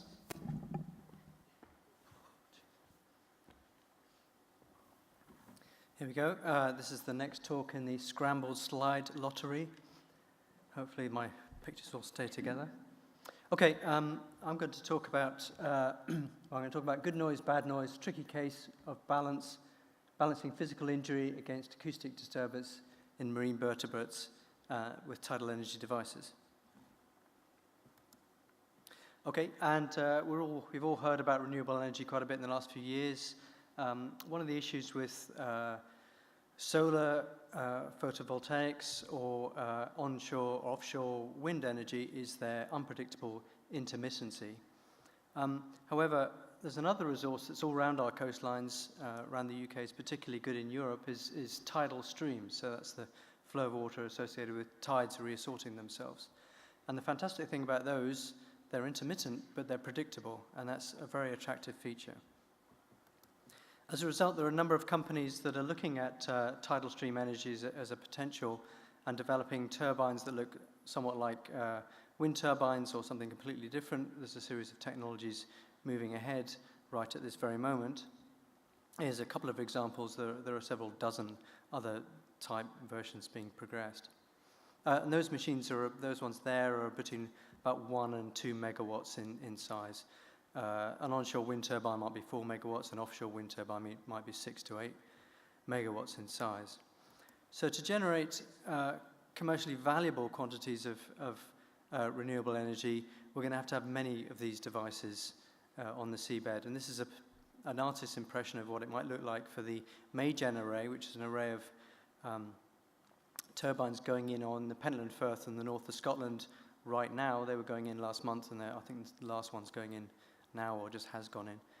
And that's a starting group of 4 turbines going in just now, which will, depending on them getting environmental consents, showing that they're not causing undue harm to the environment and species such as marine mammals, they will get the further consent to get up to 80 turbines in that site, with an aspiration of putting 400 turbines into that site as time goes forward.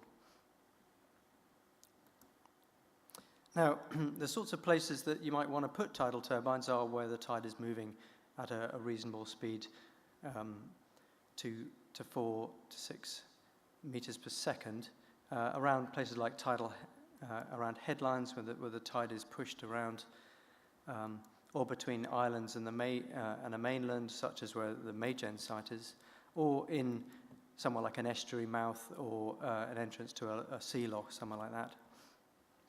But we know from experience that these are also places that are favoured by marine mammals for whatever reason. It's a mystery at the moment. We know that they're targeted. Now,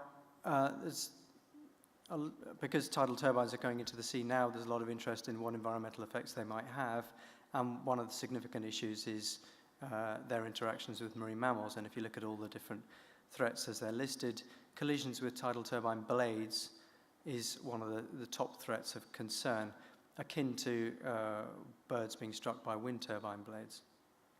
So are tidal turbines blades a threat? Well, the first thing to say is the turbines are taking energy out of the water, they're not putting in, so they're nothing like the propellers on a ship, and they're turning much more slowly.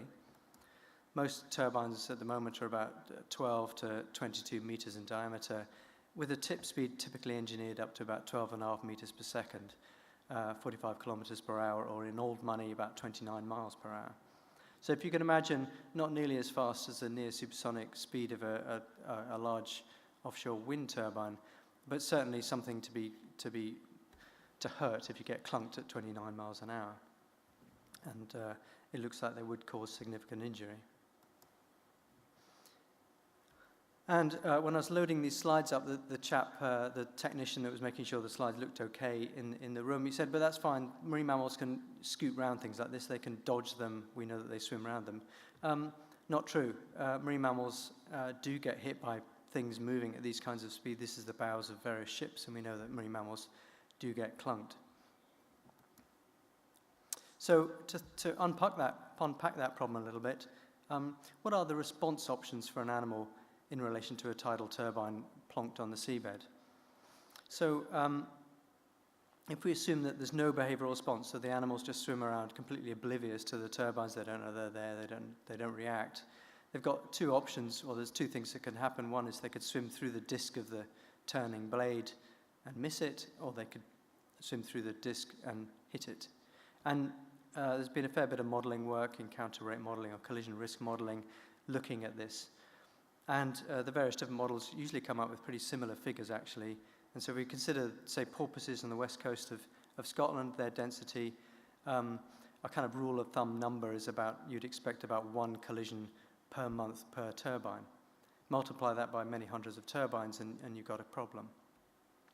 But of course, these animals are not behavioral. They have behavior and they swim responsive to things in the environment. So they have different options.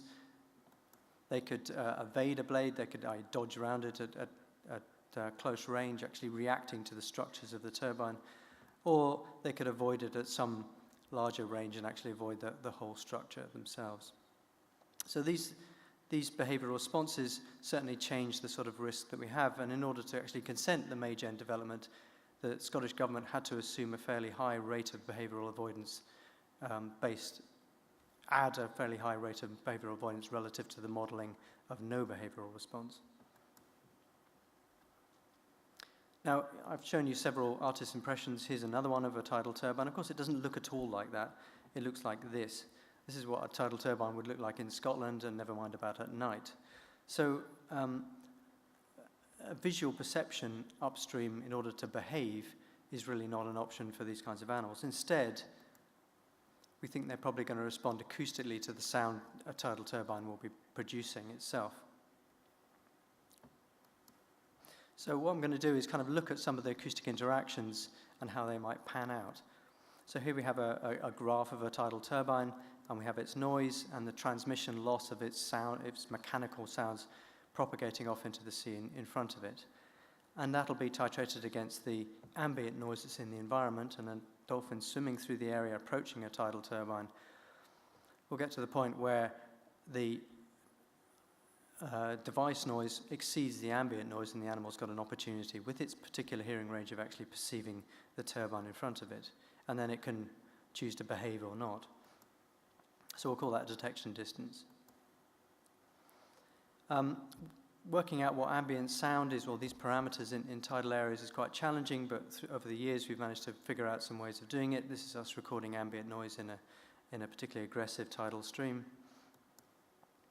And using these techniques, we've been able to actually look at and map what ambient sound looks like in these sorts of, or sounds like in these sorts of habitats. So this is EMEC, the European Marine Energy Test Centre, before turbines went in, and here's a sort of base map of what it sounded like. So we found out that ambient noise is really quite variable. As tidal turbines get built and put in the sea, we've got an opportunity to record them. This is the shuttle turbine on the Plato device, and the sort of wiggly line there is the gearbox hunting for the right revs to extract the most energy. It was quite a distinctive signature. Here's another turbine, the MCT turbine, Strangford Loch, and has a slightly different lower duration frequency modulation. So we get an idea of what the signature of the turbines are like.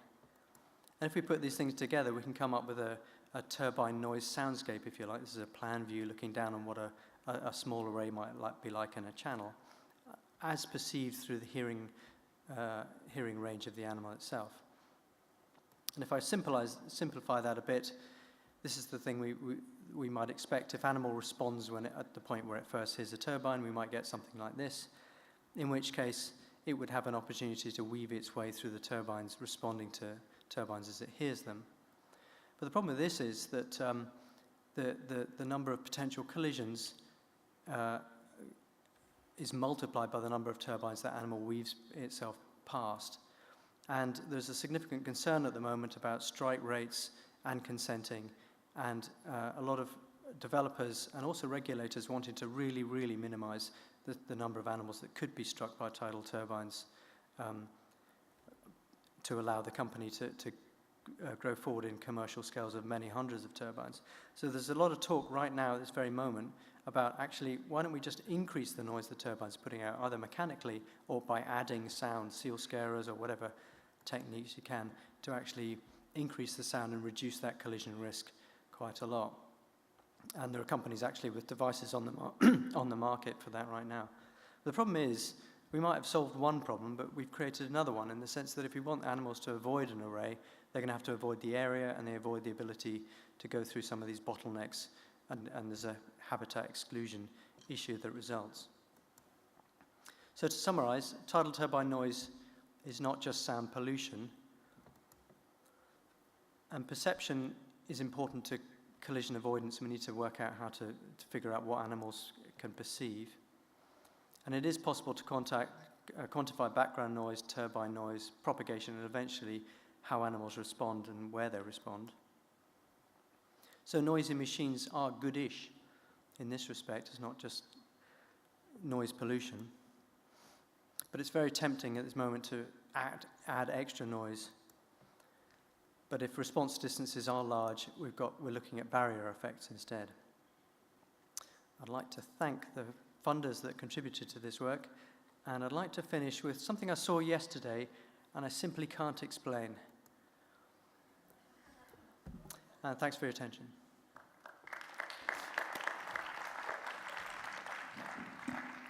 Thanks very much, Ben. Any questions for Ben?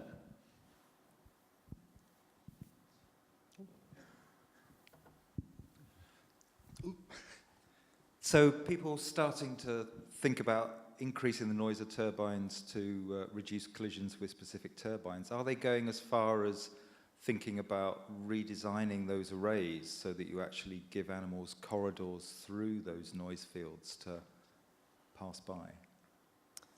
That'd be the obvious thing. No. There have been a couple of projects. There's a BOWL project, which is a NERC DEFRA-funded project a few years ago, thinking about this kind of thing, but the take-up from companies to this point has been quite small.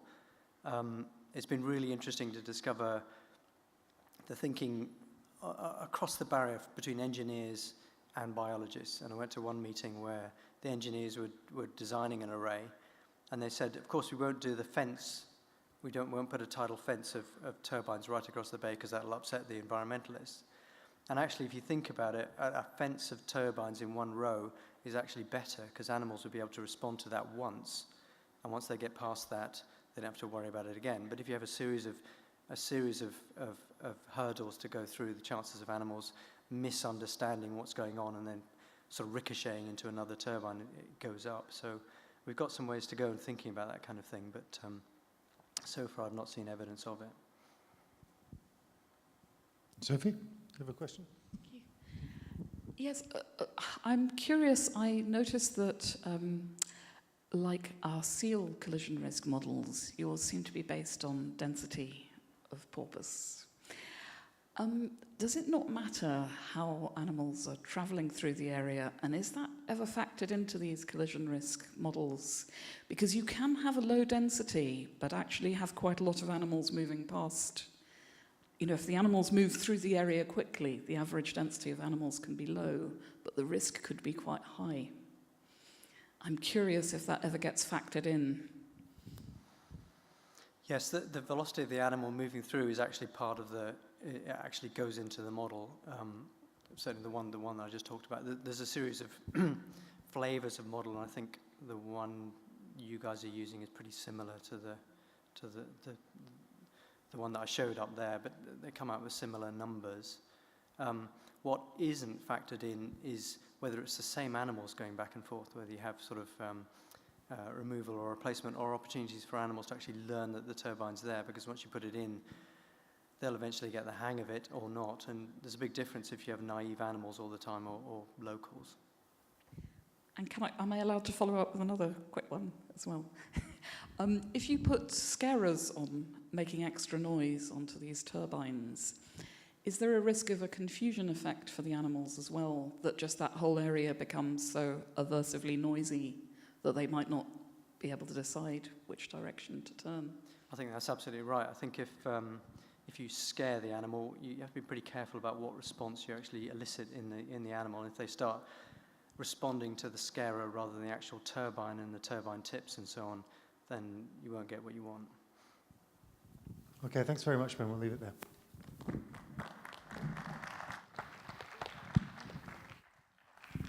All right, thank you.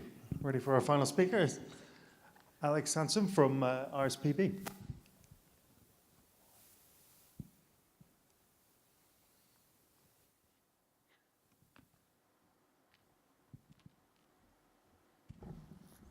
Oh, gosh, the lights are really bright when you're standing up here. You can't see anything.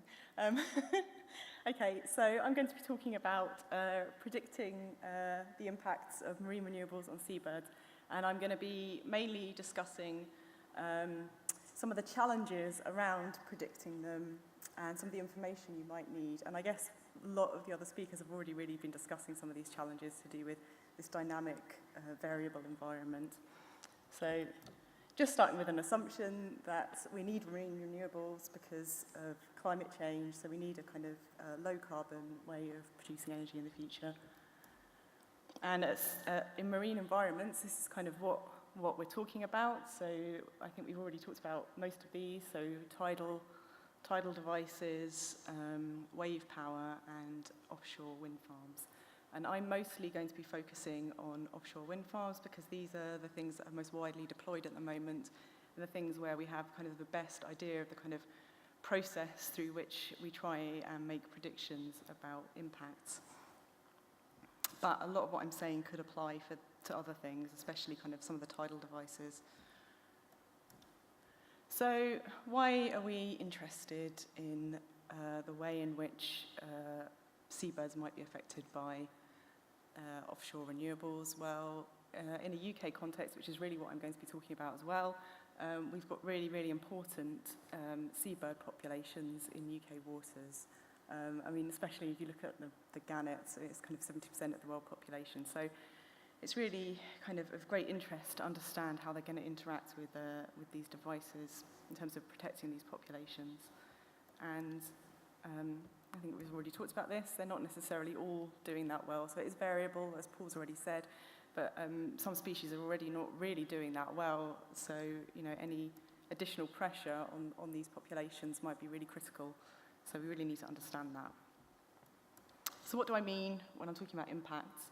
So these are these things are the kind of immediate kind of mechanisms through which things might change. So you've got collision, which is obviously basically going to be direct mortality impacts, displacement of birds away from areas they'd normally be using, and barrier effects where animals are going to be flying around or avoiding the area where a development has been put in place. But in addition to these, we need to understand kind of what those mechanisms actually mean in terms of having an impact on the individuals and the populations involved. And there's quite a lot of uncertainty around all of these things. So understanding things like how the numbers of birds possibly dying at wind farms might affect the population, or how displacement away from an area might impact in terms of food intake, and how that might impact on things like breeding success. So I think there's kind of lots of things we need to understand and lots of uncertainty here. And what do we want to know about the birds to be able to try and predict these impacts? So we need to know sort of where they are, what behaviours they have when they're in certain places, and also kind of how their behaviour is going to change possibly in response to changes in their environment. So starting off with just the kind of very broadest sense of where they are at sea. So this is actually quite difficult. Counting birds at sea isn't that straightforward, but there are several ways of doing it. So traditionally, people would have done boat-based surveys to count birds at sea, and you would get nice maps here of kind of distributions, areas of higher and low density. And similarly, you can do this using kind of aerial surveys. So to start with, these would have been done by human observers, but more recently, they're kind of digital video or photography to get an estimate of density. And then more recently, we've started seeing increases in tagging work. So the RSPB's done quite a lot of tagging work, looking at kind of how birds forage away from breeding colonies.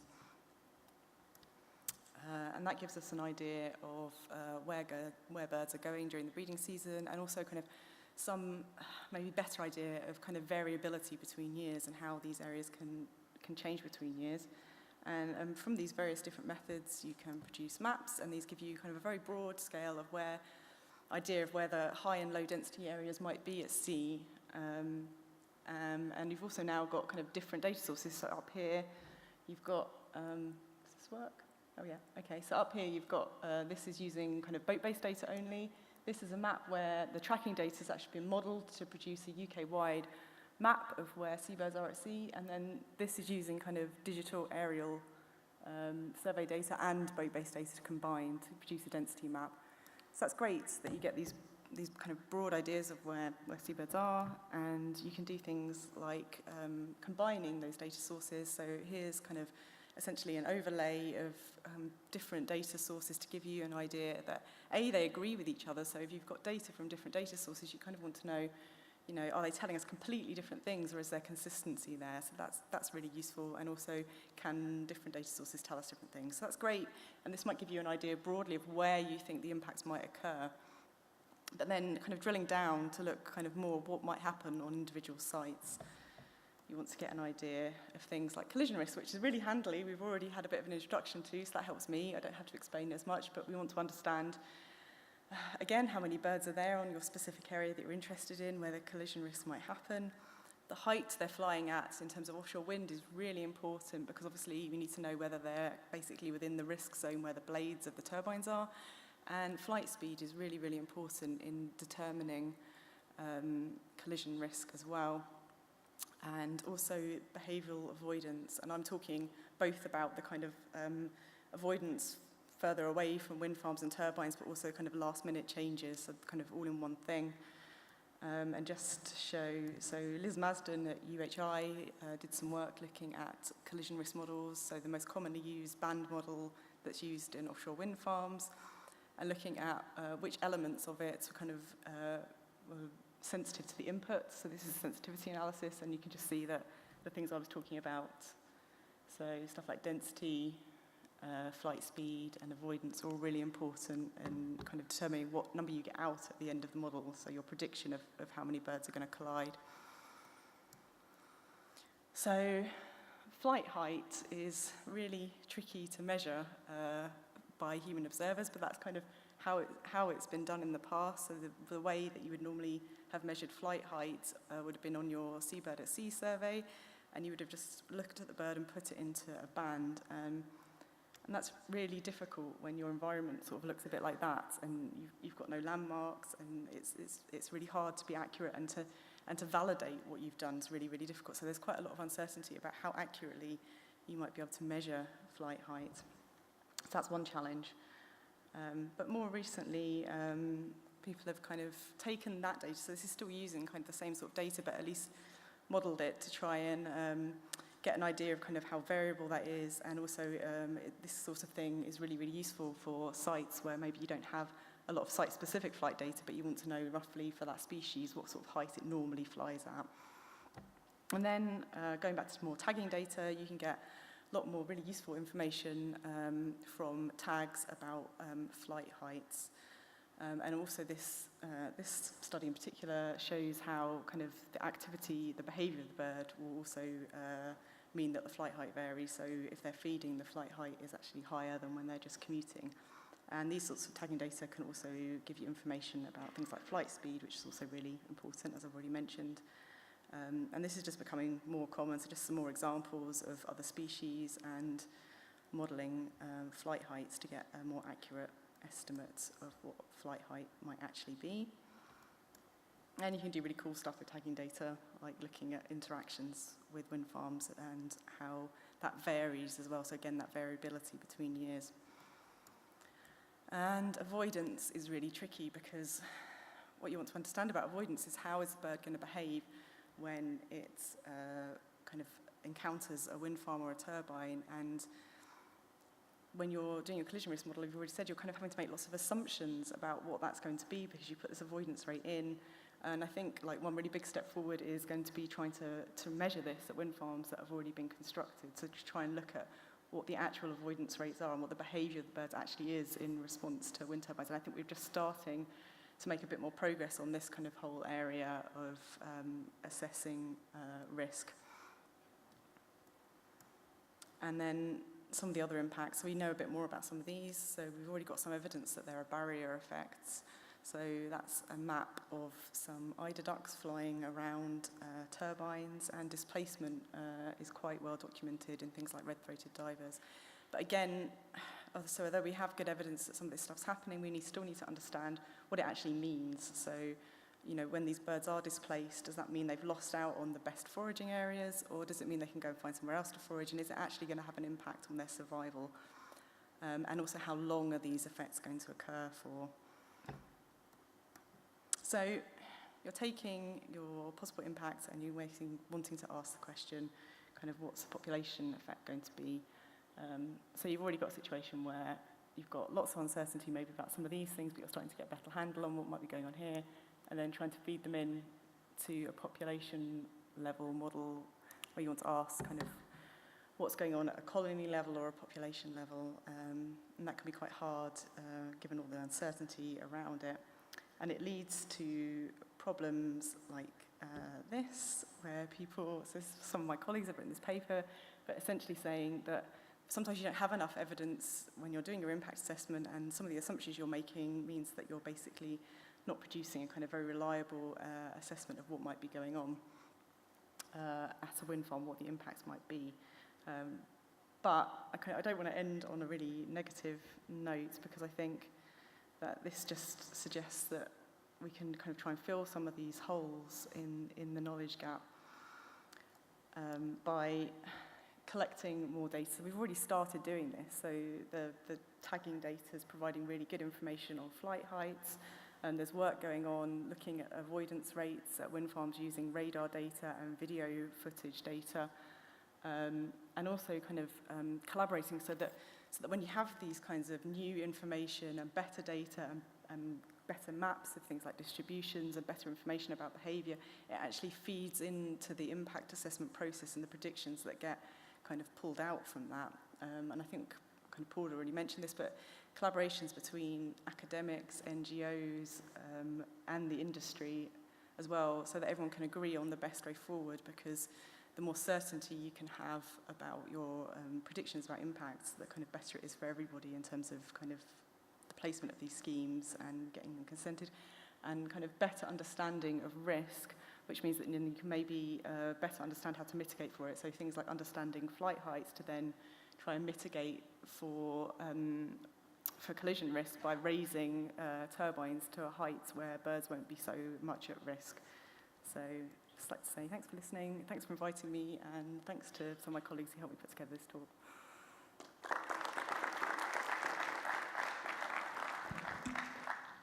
Thanks very much, Alex. Any questions for Alex?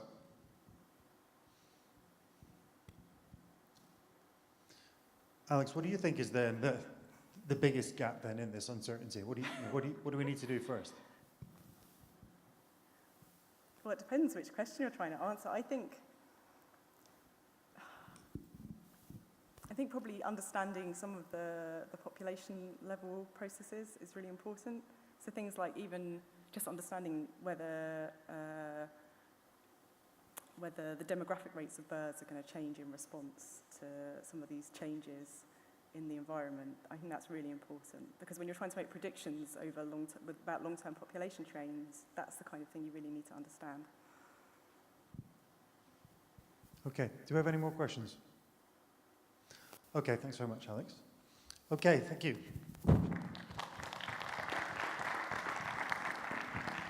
I just want to thank all the speakers who are speaking today. We have a range of talks covering a range of problems, from the old and the relatively well understood to the new and the up-to-date ones where we're just dealing with the challenges. And I guess thinking back to what Mike Begon said this morning, perhaps the real challenge is to get some of these findings and messages understood more widely, and especially to the people who can make the decisions. Okay, we just want to thank the BES for choosing our thematic topic this year, and to them for providing financial support, along with our sponsors Lisco, who put up half the money for this, my fellow organisers. If you're interested in movement ecology, then I suggest you come along to the special interest group session on that. It's a new special interest group for BES, our first time at this meeting, so that's 6:30 tomorrow in room 4A or B. But if you're into special interest groups and free drinks, then in the other room 4A or B is the ecophysiology special interest group, which I'm helping to organise. So if you want to come along to that, if you're into ecophysiology, then please come along. Finally, one more plug. We're out advertising a new job for a professor in ecology here at the University of Liverpool. So if you or any of your friends or colleagues are looking for a new job in a cool, exciting city stuffed full of ecology, then come and please talk to myself or Sam or any of our other colleagues who are here this week. But thank you for coming. Cheers.